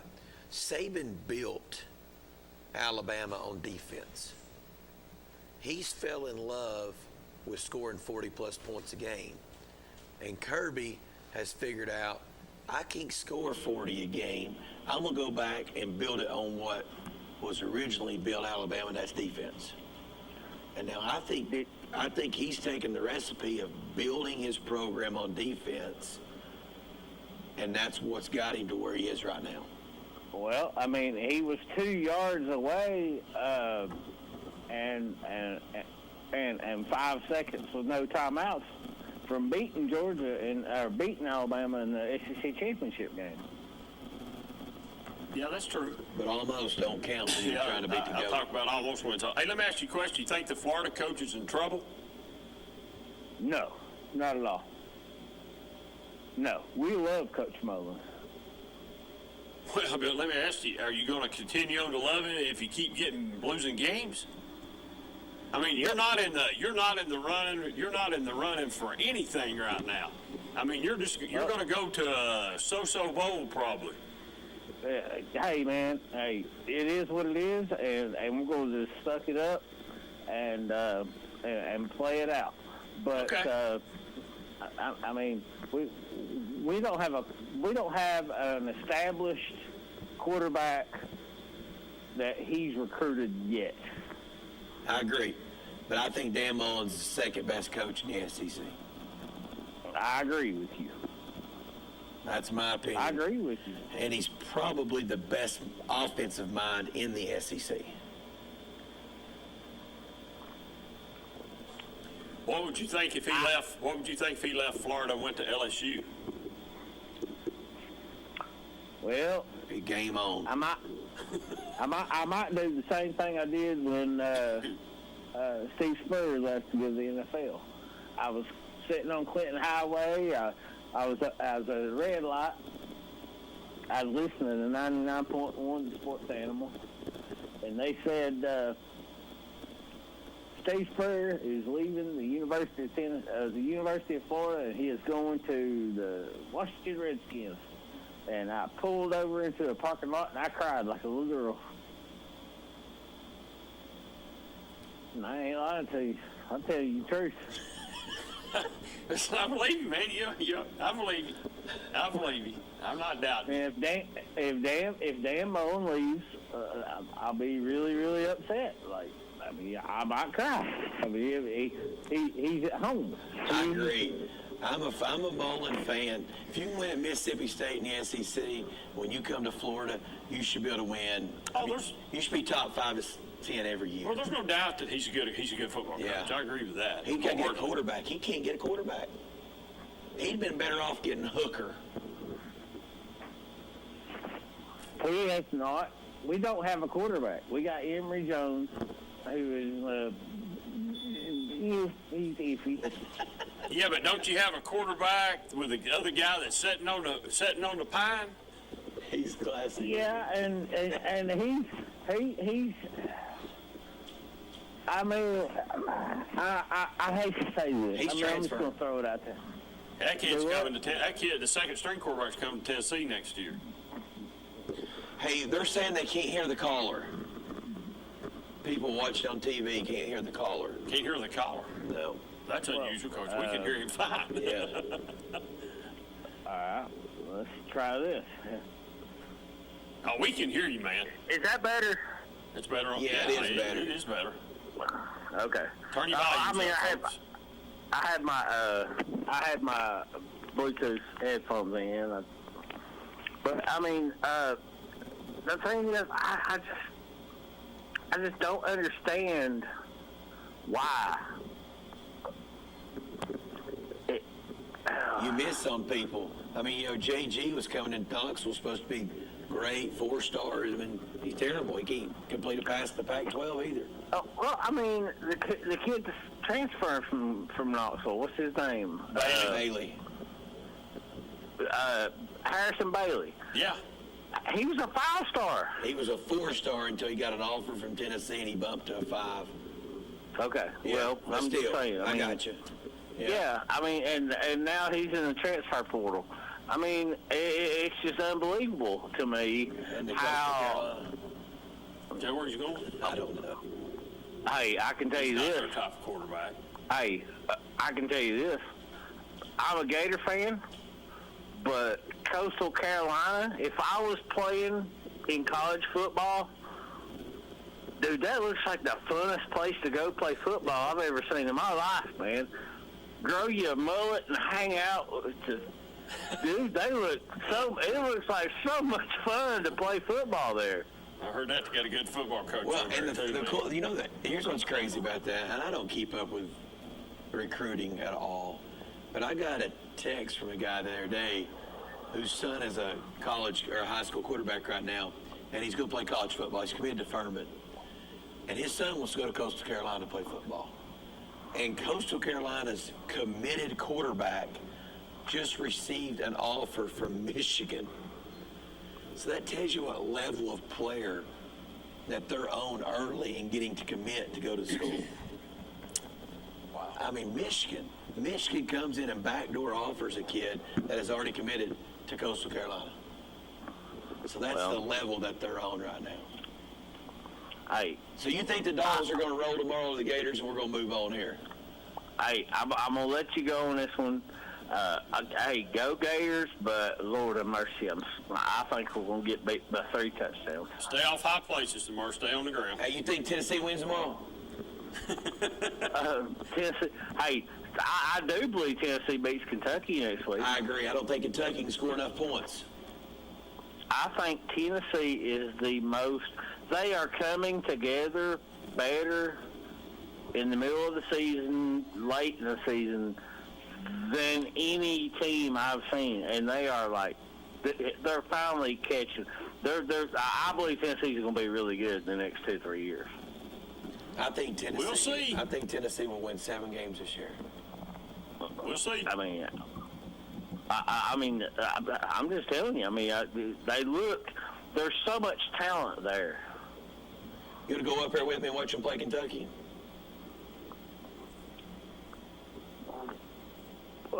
You wouldn't want to go with me to watch Tennessee play Kentucky. You'd be mad at me the whole time. Well, you surely would pull for Tennessee after the Cats beat you all.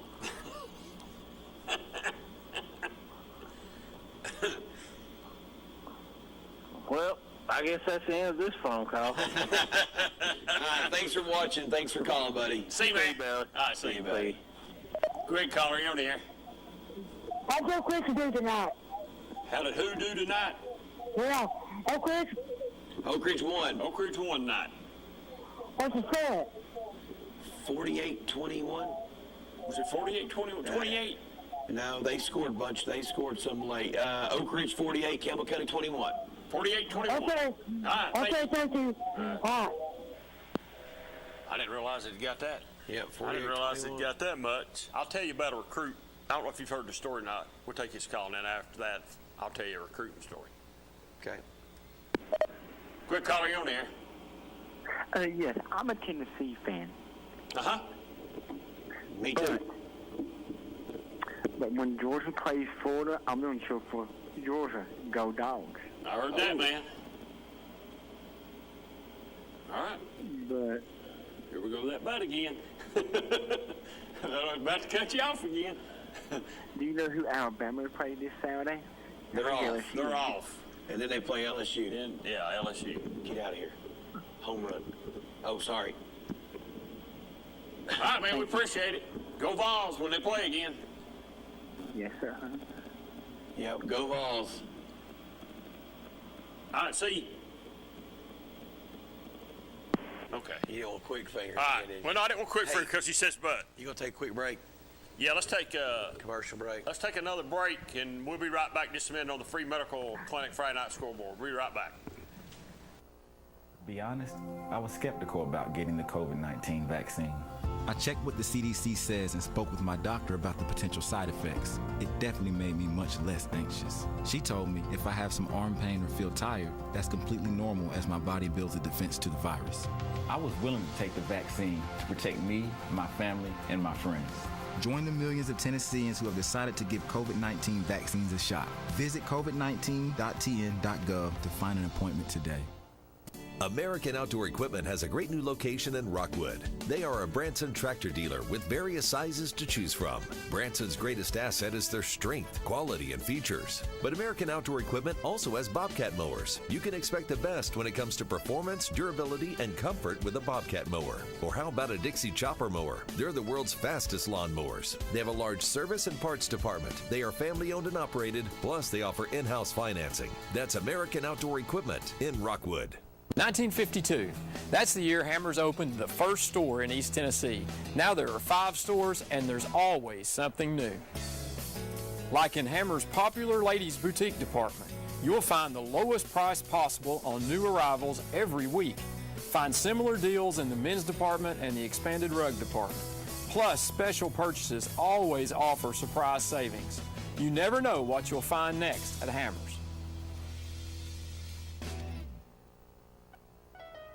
Beautiful yards make a statement. And beautiful yards come from Simplicity Mowers. Their exclusive free-floating mower decks with full-width rollers track the contours of your yard for a perfect cut. So visit your neighborhood Simplicity dealer today and start the conversation about your lawn. Simplicity, the way to a beautiful lawn.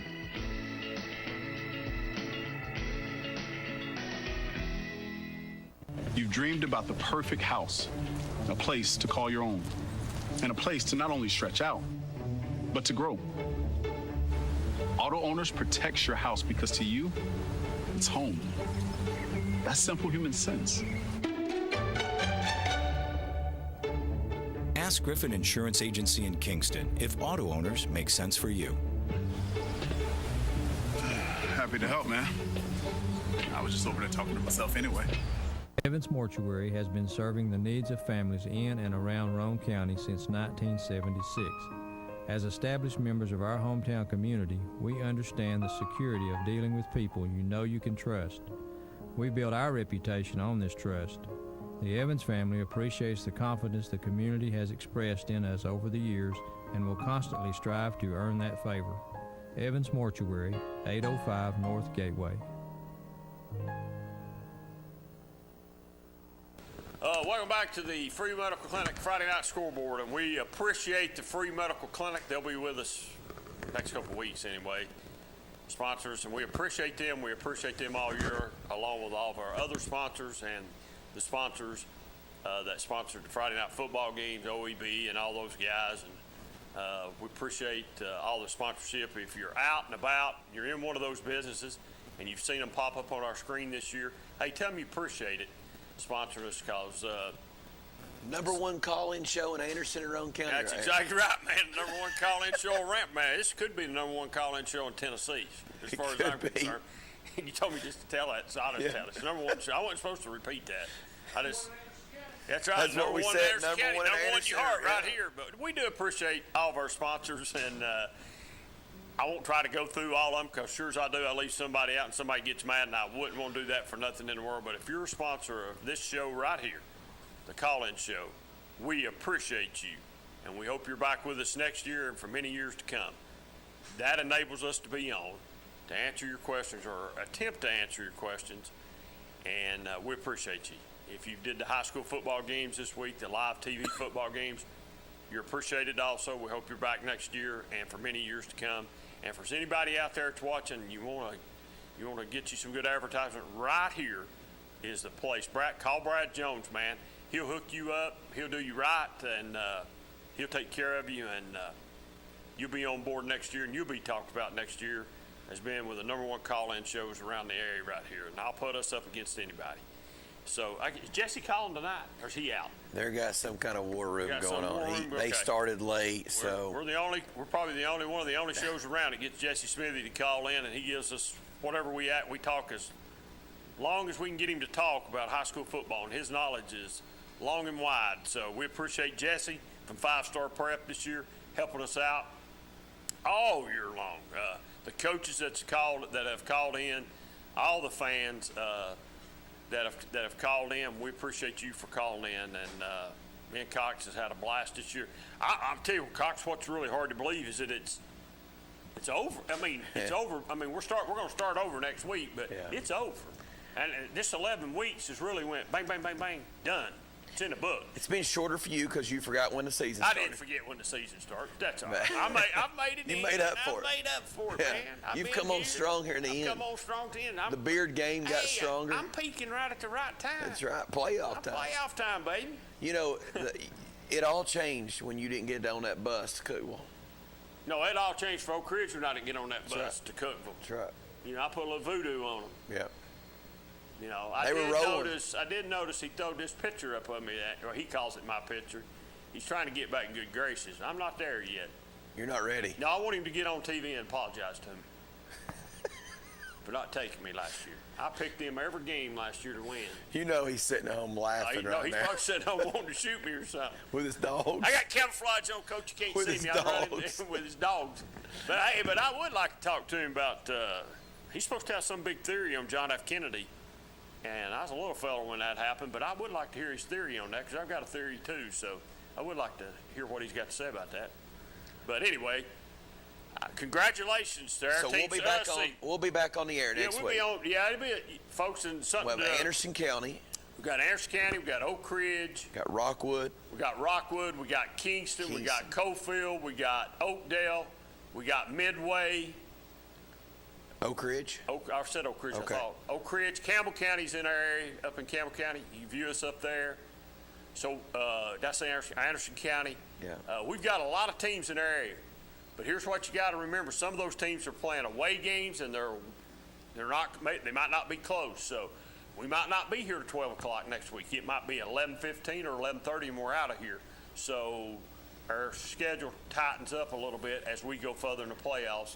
And we'll look at it as we go from week to week after next week. And next week will be fun to talk about Tennessee, Kentucky. That'll be a big next match. week we'll have a little Tennessee, Kentucky. We'll be here for just a little bit longer next week. But we've got, man, just think the playoff teams we got. Yep. Just right here, just in our viewing area that we cover.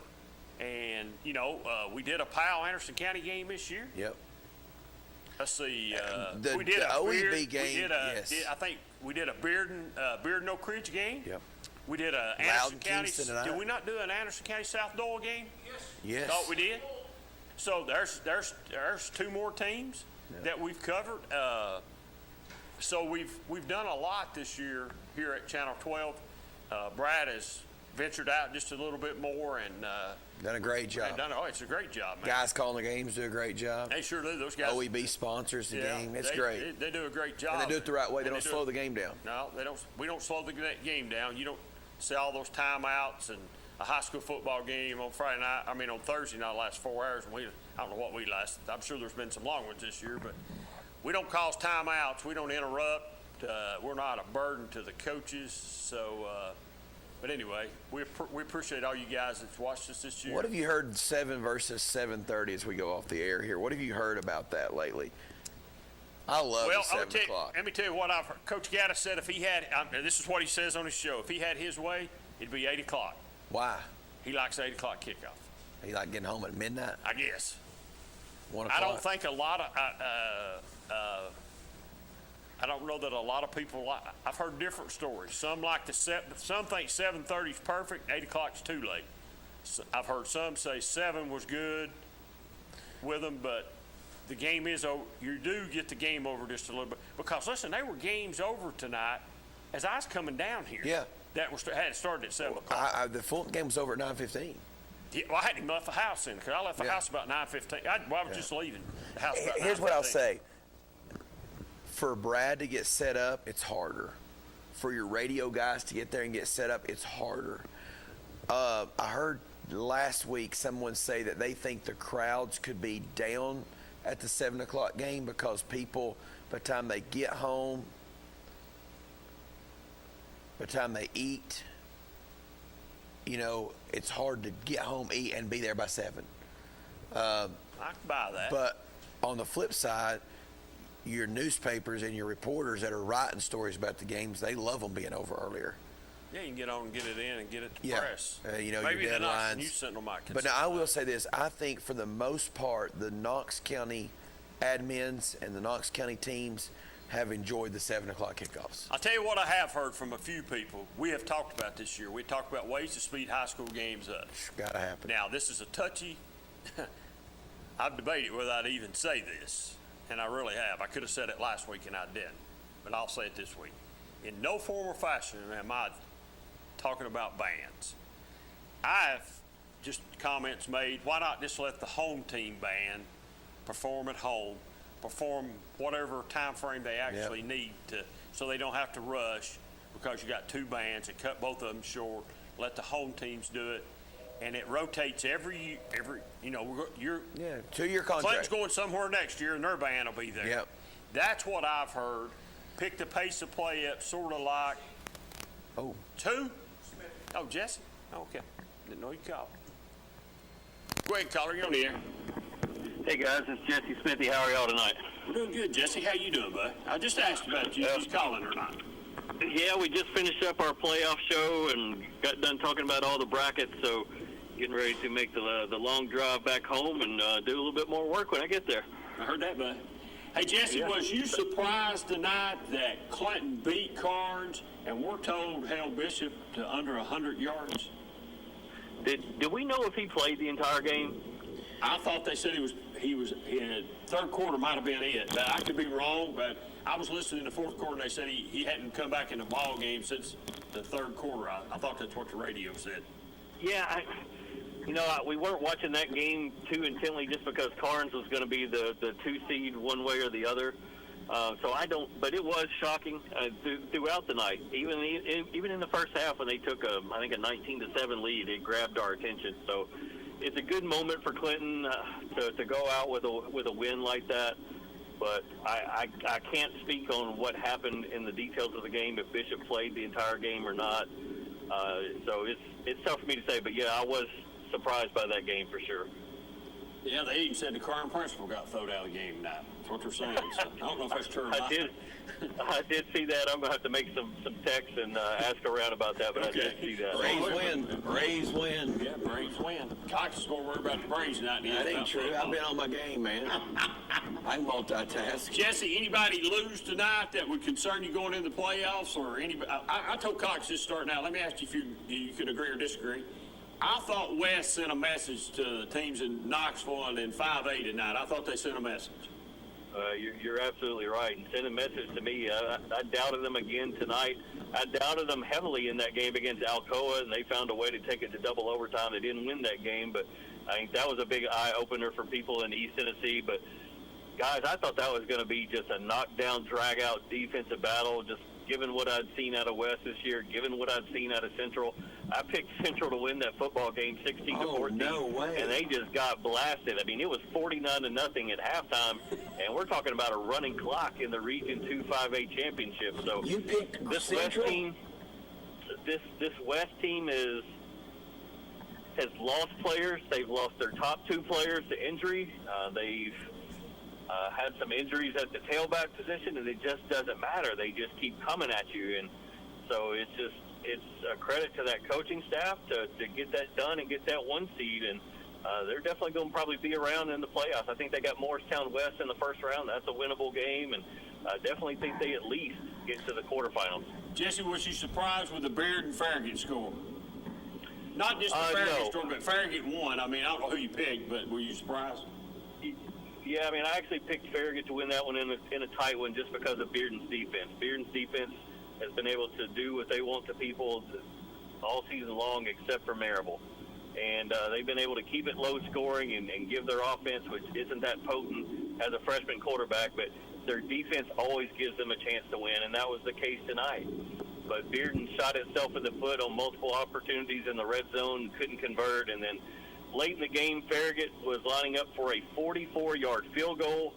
Bearden was icing them, and then they came out of a timeout, and there was some unsportsmanlike penalty on Bearden. We don't know if they were trying to bark out snaps or something to try to throw Farragut off, but they got hit with a 15-yard penalty. That moved up Farragut's kick to about a 29-yarder, which they have one of the better kickers in the state, and they made that with ease, and that won the game and put Farragut in the playoffs and sent Bearden home.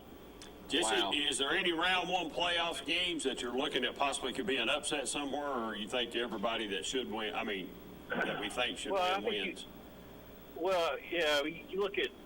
You look at Region 2 5A with Central and West and Halls, and I think those guys end up sweeping Region 1 in the first round of the playoffs. I mean, Daniel Boone is a 1 seed up there. They got a losing record. And for a Halls that's a 4 seed to go up there, I think they get a win. So I think that's probably something that I saw on paper that just really stood out to me immediately.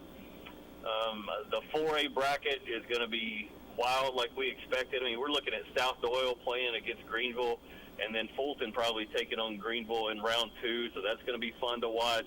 But in terms of an upset just yet, maybe Oak Ridge at McMinn County in the first round.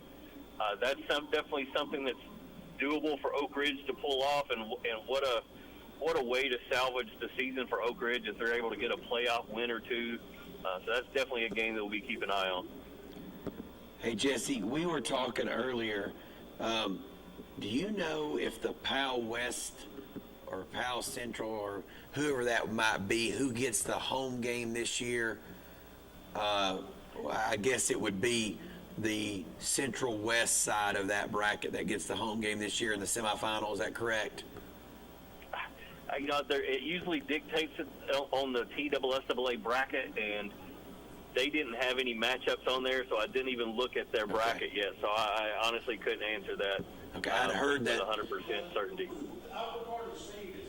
Yeah, I heard the upper. That's what I'd heard. The upper part this year is the host. So the 1 and the 2 would host the 3 or the 4 this year. So, but anyway, that we were just talking about Powell West would be an intriguing matchup in the semifinals if that continued to hold serve.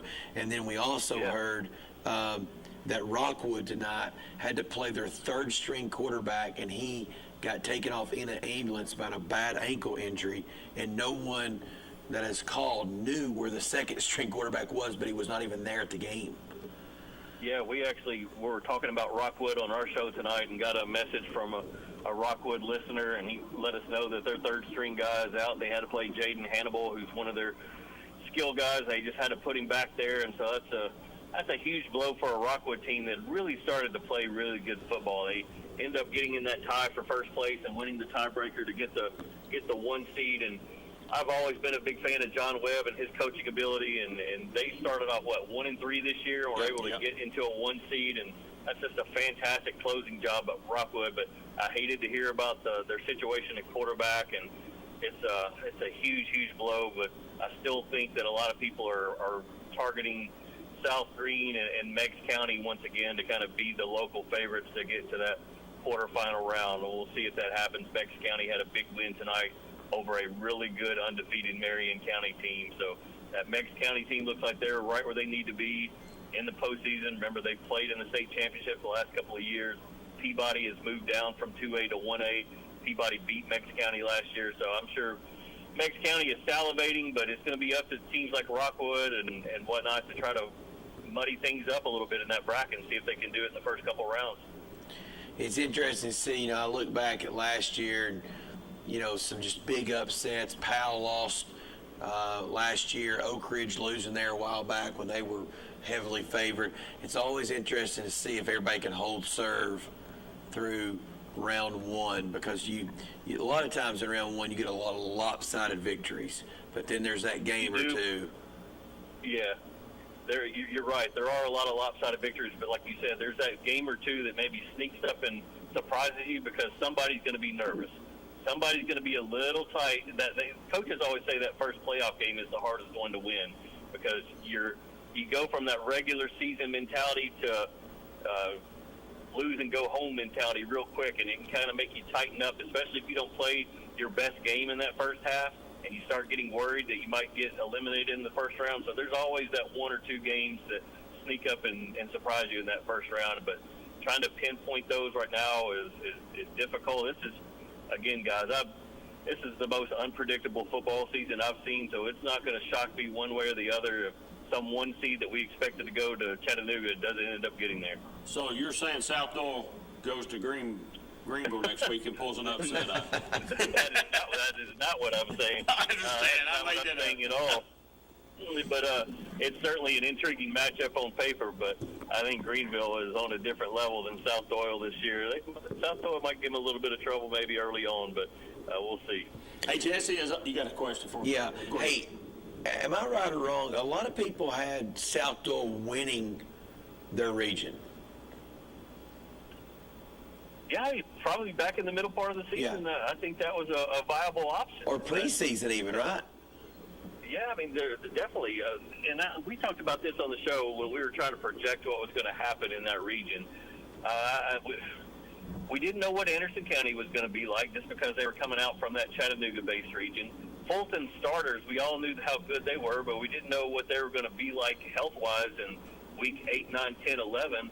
But Fulton only got stronger as the year wore on and got better as the year wore on, even though they had to shake some things up at quarterback. And Anderson County ended up losing their starting quarterback, and then South Doyle just went on just a terrible streak where they were 1-5 or 1-4 in a 5-game stretch. And again, it just goes back to the unpredictability of this season and things that have happened. So that's definitely been one of the 4A regions that's been fun to watch, and that's why I tweeted back in, I think, week 2 or week 3 that I could not wait for the 4A playoffs because it's going to be wild. There's going to be some crazy things that happen. I'm convinced of it. I was telling a guy, he actually asked me at the barber shop today, I said, if right now, if I had to rank teams, I think Fulton might be the best in this region, but I think South Doyle's the most talented. I just don't trust that South Doyle coaching staff. I mean, I'm just being honest. It's definitely a talented team, but for whatever reason, they've struggled in the pass game at times this year. Like Sean Gary went off again tonight, and he went off last week. So they have no problem running the football with Sean Gary. I mean, he had over 300 yards of offense in week 10, but they lost that football game to Carter somehow, and so they can't get out of their own way this year. And we'll see if that carries over into the playoffs. But it's a shame they fell to a 4 seed because they're definitely talented enough to be a better seed for sure. I agree. I think the 2 most talented teams in that playoff quadrant that you all posted, Jesse, are playing each other round 1. Just talent alone. I mean, I think, and if you go back and look at the predictions to start the season, a lot of people were really high on South Doyle.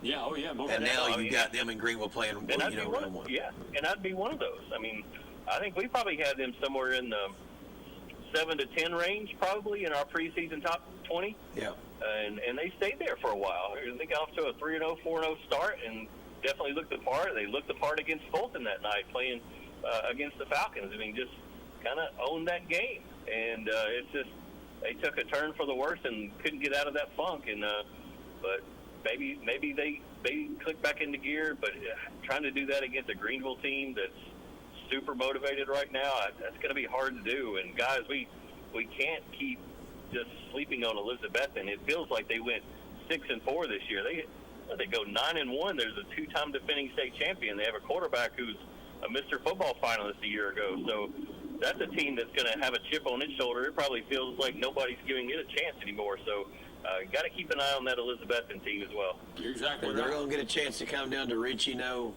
Field and take on the Fighting Mavericks. Stadium, man. Yeah, they sure.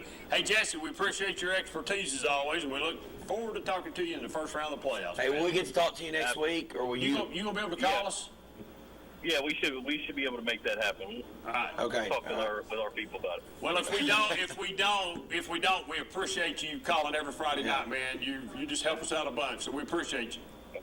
All right, guys. Thank you. Thank you, Talk to y'all buddy. next week. See you, buddy. Thanks, Jesse.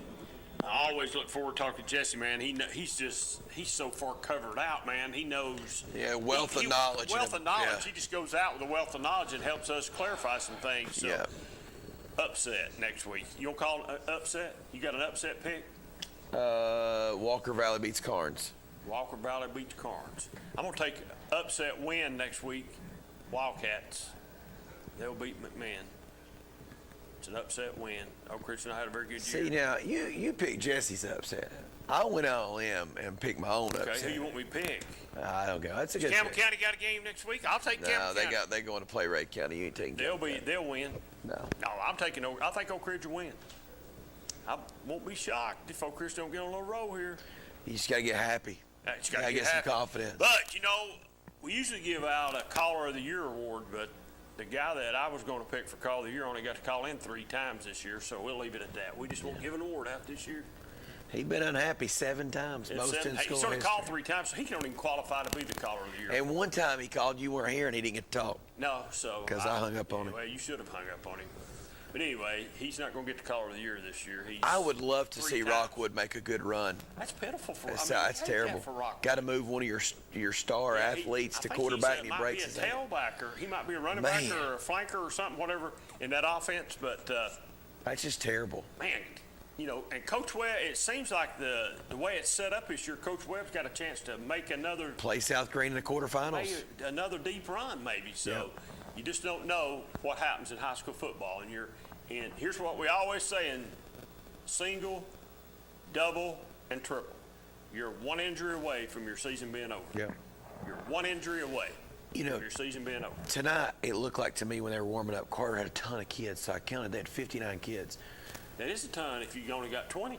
So look. So I was like, well, when I'm at full now, I counted 36 kids dressed out tonight to play varsity football. That's a ton if you've only got 30-something in, too. Jeez. Yeah. Hey, folks, we appreciate you all year long watching us, and join us next week here on the Friday Night Scoreboard on the first round of the playoffs, and appreciate the Free Medical Clinic Friday Night Scoreboard, the sponsorship, and we'll be, what are you going to tell me? Somebody? I love these callers that don't call, but they've got a question before you go off the air. Call, man. It's free. What if the playoffs were set the old way? We would still be here and not knowing what's going on. Exactly. We wouldn't know what's going on. I don't even know what's going on today. Hey, we'll look forward to talking to you next Friday night here on the Friday Night Scoreboard, the Free Medical Clinic Friday Night Scoreboard. And we'll see you next Friday night. We'll see you at 10 o'clock sharp. See you next week. Many of our neighbors are living in fear of becoming sick or injured because they do not have health insurance or can't afford to go to the doctor. The Free Medical Clinic is solving that problem by providing free, no-charge primary care clinics in Oak Ridge, Harriman, and Briceville for residents in Anderson, Morgan, and Roane counties. But we don't accomplish this alone. There's no way we can create a better future for our community members by ourselves. It takes all of us. We thank each of our valuable partners in helping the Free Medical Clinic end the fear of those who can't afford medical care. On behalf of our thousands of patients, thank you. You call your agent with a simple question, only to get sent to voicemail again. We pick up the phone. Did you get this? Hello, this is Sam. How can I help you? Like I said, we pick up the phone because it's ringing. That's simple human sense. Ask Griffin Insurance Agency in Kingston if auto owners make sense for you. Hello, this is Sam. Evans Mortuary has been serving the needs of families in and around Roane County since 1976. As established members of our hometown community, we understand the security of dealing with people you know you can trust. We build our reputation on this trust. The Evans family appreciates the confidence the community has expressed in us over the years and will constantly strive to earn that favor. Evans Mortuary, 805 North Gateway. This spring, all about enjoying the experience. When you ride on your new Ferris commercial mower featuring patented suspension technology, you'll have more than freshly manicured grass. You'll experience productivity and comfort like never before. And because you won't be slowing down for those rough spots, you'll mow more lawn in less time. Ferris, experience suspension. Your local Ferris dealer is S.L. Bowman & Sons, 524 North Front Street in Rockwood. Call 865-354-0600. American Outdoor Equipment has a great new location in Rockwood. They are a Branson tractor dealer with various sizes to choose from. Branson's greatest asset is their strength, quality, and features. But American Outdoor Equipment also has Bobcat mowers. You can expect the best when it comes to performance, durability, and comfort with a Bobcat mower. Or how about a Dixie chopper mower? They're the world's fastest lawn mowers. They have a large service and parts department. They are family owned and operated, plus they offer in-house financing. That's American Outdoor Equipment in Rockwood. 1952. That's the year Hammers opened the first store in East Tennessee. Now there are 5 stores, and there's always something new. Like in Hammers' popular ladies' boutique department, you'll find the lowest price possible on new arrivals every week. Find similar deals in the men's department and the expanded rug department. Plus, special purchases always offer surprise savings. You never know what you'll find next at Hammers.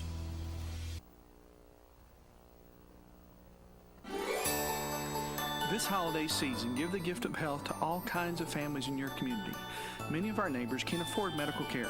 In fact, over 14,000 of those living in Anderson, Roane, and Morgan County live in fear of becoming sick or injured because they don't have health insurance and can't afford to go to the doctor. But you can change that. On Tuesday, November the 30th, the Tuesday after Thanksgiving and Cyber Monday, give at fmcor.org to help provide unmet medical care needs in your community. Together, we hope to raise $10,000 in 24 hours. November the 30th, Give Tuesday, a day to remember those in need during the holidays. Give at fmcor.org. American Outdoor Equipment has a great new location in Rockwood. They are a Branson tractor dealer with various sizes to choose from. Branson's greatest asset is their strength, quality, and features. But American Outdoor Equipment also has Bobcat mowers. You can expect the best when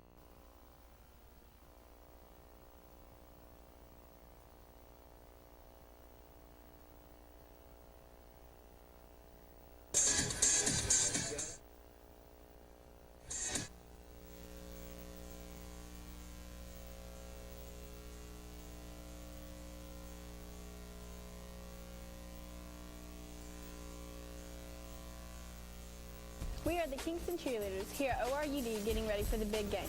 Jackets, jackets, the best. RCHS, jackets, jackets, the best. RCHS, jackets, jackets, the best. RCHS, jackets, jackets, the best. Host your friends in style and be the envy of your neighborhood when entertaining this football season with natural gas appliances purchased from ORUD at 0% interest. We can help you clean up after the game with a reliable natural gas water heater and the energy savings of a gas dryer. Want to cozy up next to the natural gas fireplace after a chilly night at the field? Let ORUD help you with the play-by-play to truly make your house feel like home. You can make the game-winning play by switching to natural gas this football season. ORUD is your affordable energy choice.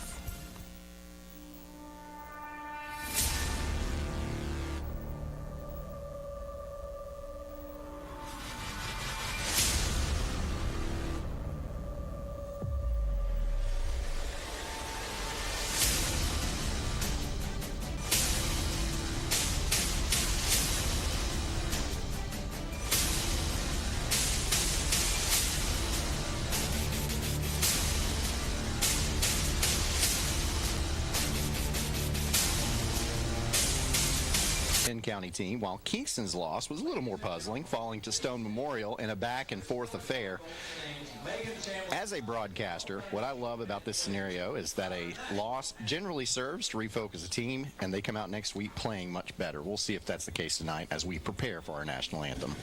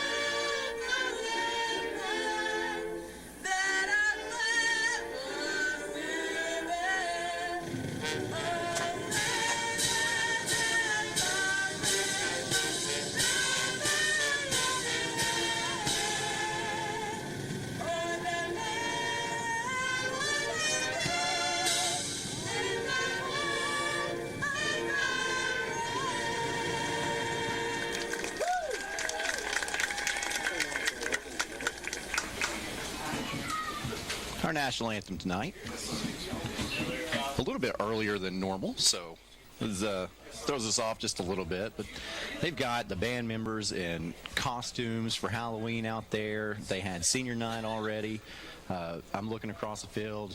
You see on your screen there some Wonder Woman, Banana, Garfield's out there, and SpongeBob. Like, this is an interesting night. It is 2 nights before Halloween. Most people will celebrate Halloween on tomorrow. So, you know what?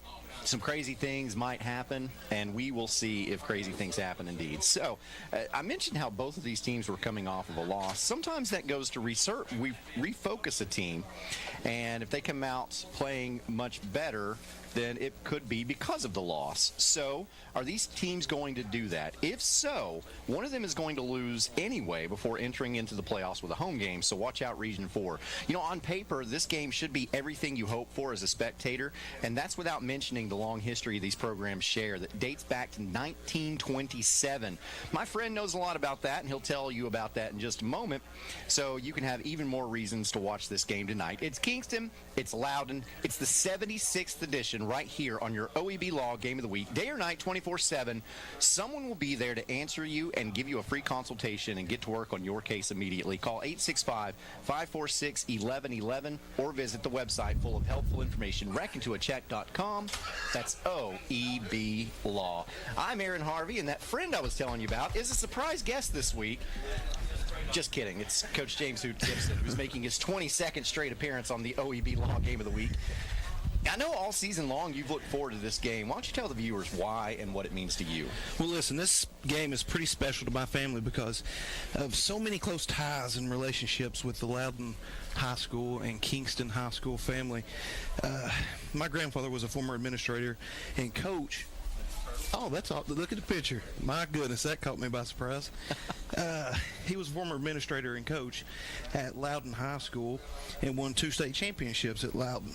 And then he came later on to Kingston High School and led them to a state appearance. And, getting kind of emotional seeing that there. A traveling trophy goes between the 2 schools here, between Loudon and Kingston. And it's a very traditional high school football game, and I think we're going to have a good one here. Yeah, and growing up in Morgan County like I did, and I know that you spent most of your time in Morgan County as well, I'm kind of shocked to research the history of this and realize how little I knew of this storied matchup.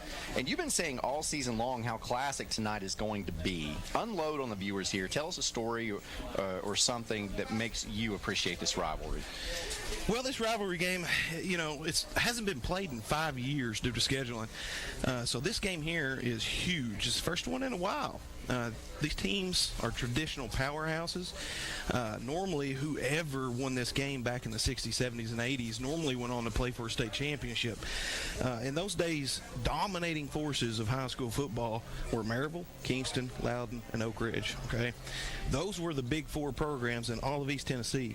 If you were a coach at that time, that's where you wanted to be. That's where you wanted to coach because they had better programs, they had better talent, and they had stronger overall programs and support. That's why those programs were so successful and still successful today. Yeah, and back then, too, it's worth mentioning that there weren't as many classifications, so a lot of these schools, you look at it now, and Kingston playing at Maryville is just, it's outrageous to think about, but that's the way it was back then. Yeah. Or Loudon playing at Maryville. Yeah, back in those days, Loudon, Kingston, Maryville, they all had to play each other, and whoever won was usually the state champion. So it was dominating high school football back in the day with 3 classifications. All right, so channel Papaw Jim just for a second. If he were here in this booth with us tonight, what do you think he'd want to tell the viewers? To get ready for a knockdown, drag-out, old-fashioned slobber knocker type of a football game. Watch for big hits, great effort, and good coaching. Is there anything else you feel you need to add? I just think we got a good football game here tonight, guys. The Jim Hoot Gibson Memorial Game. And if anybody would like to make a donation to Carson Newman University in the name of James H. Gibson, the Hall of Fame Scholarship, Carson Newman, please call 865-471-4369. Well, I tell you what, I knew whenever I asked you to be my broadcasting partner, I knew that just a couple of years later, we were going to have a Week 11 matchup between Loudon and Kingston right here for this. So that was on purpose. I could see into the future, and that's why we are here. None of that is true. Nope. All right, so there you have it. If you're not excited about this one yet, then go watch Frasier or something, because this clearly isn't for you. We've got a spectacular finish to our season tonight on the OEB Law Game of the Week. Football is back. OEB Law is excited for a season full of big hits, perfect plays, and those nail-biting near misses.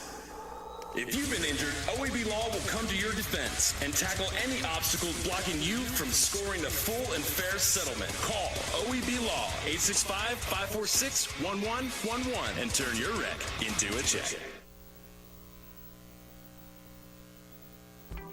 With one small step, you have the potential to make a big difference in this world.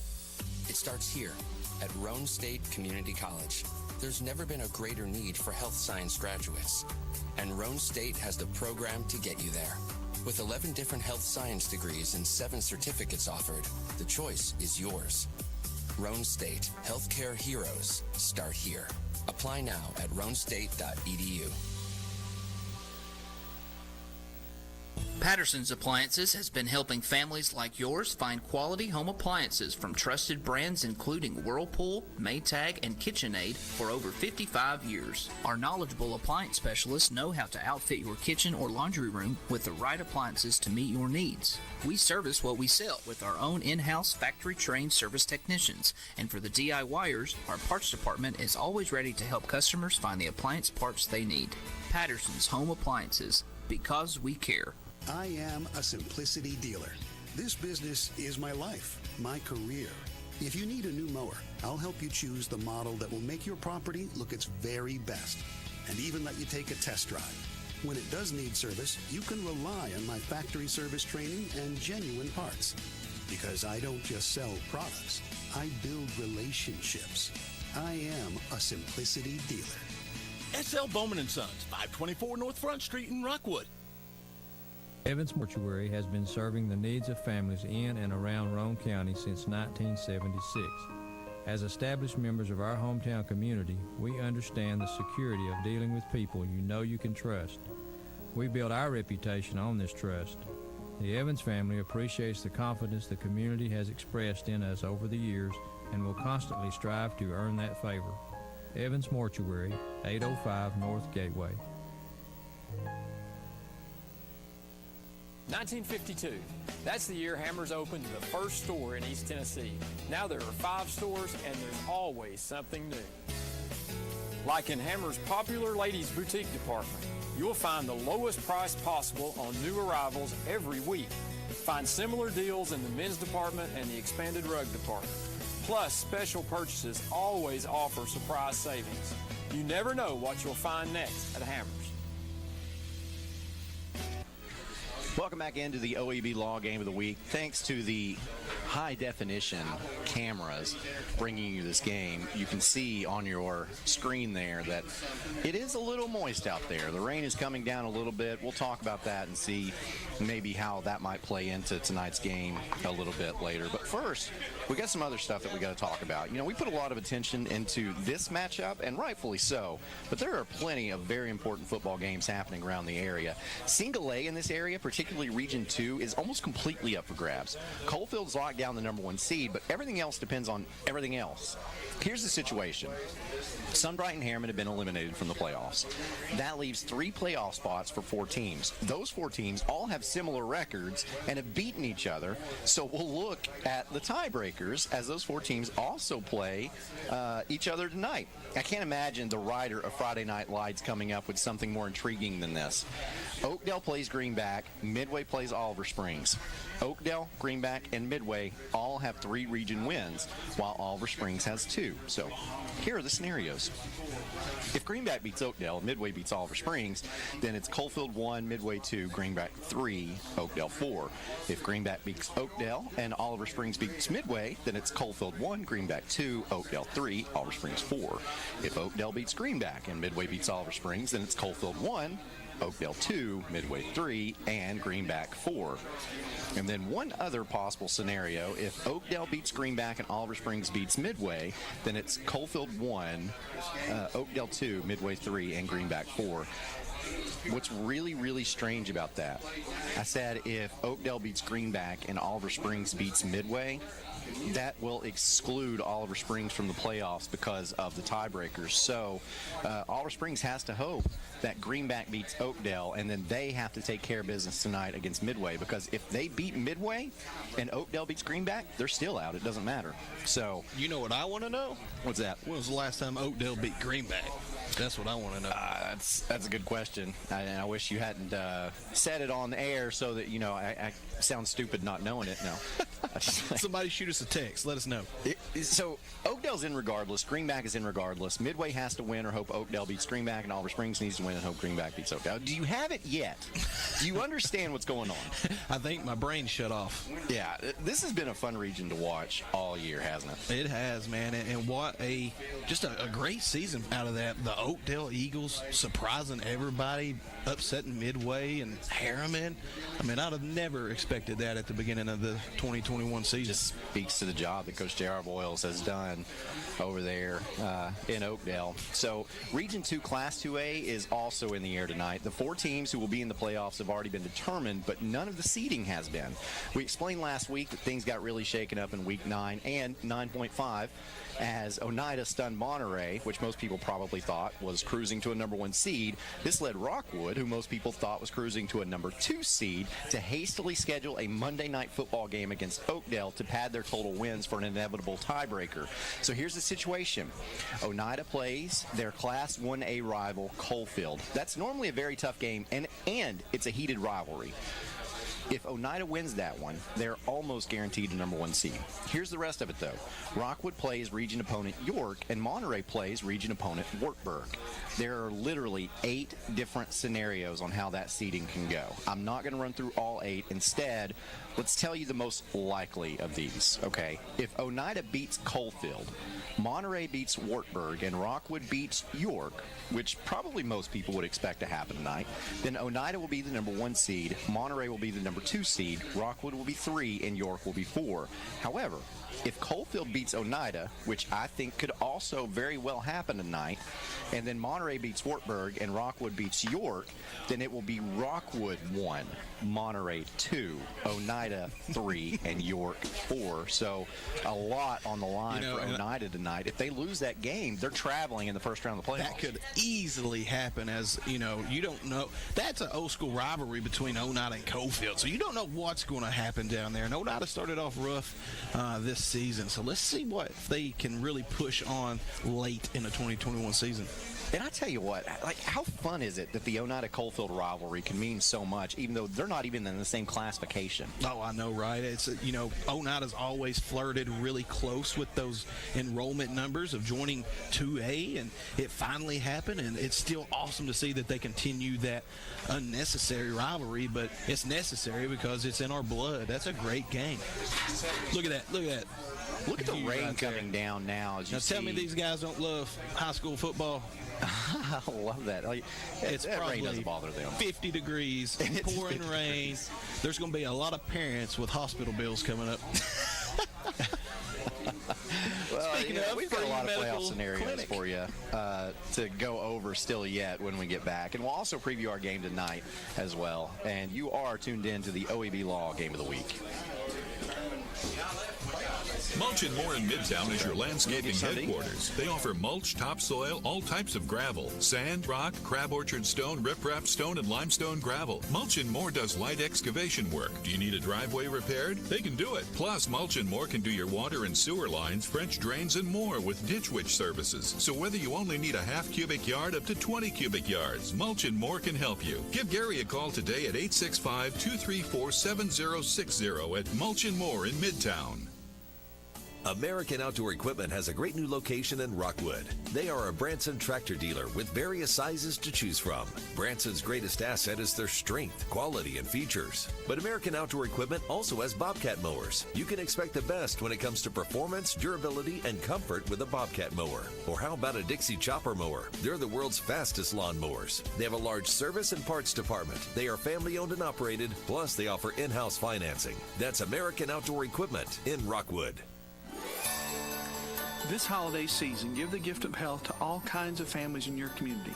Many of our neighbors can't afford medical care.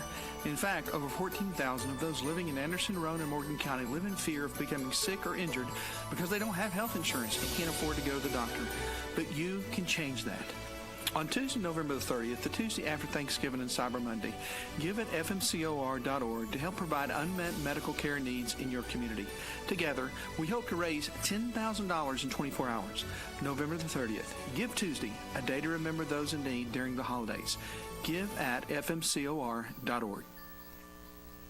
You do everything from checklists and tackling kids' activities to exploring and enjoying life's special moments. Ray Varner Ford in Clinton can help you embrace it all in a new or pre-owned vehicle. 2021 Ford F-150 Super Crew 4x4 XLT, $53,992. 2018 Nissan Murano, $28,890. 2016 GMC Terrain Denali, $24,890. Prepare your vehicle for seasonal changes at our Quick Lane Tire and Auto Center. Local you trust, a lifestyle you can afford. Ray Varner Ford, your East Tennessee Ford dealership.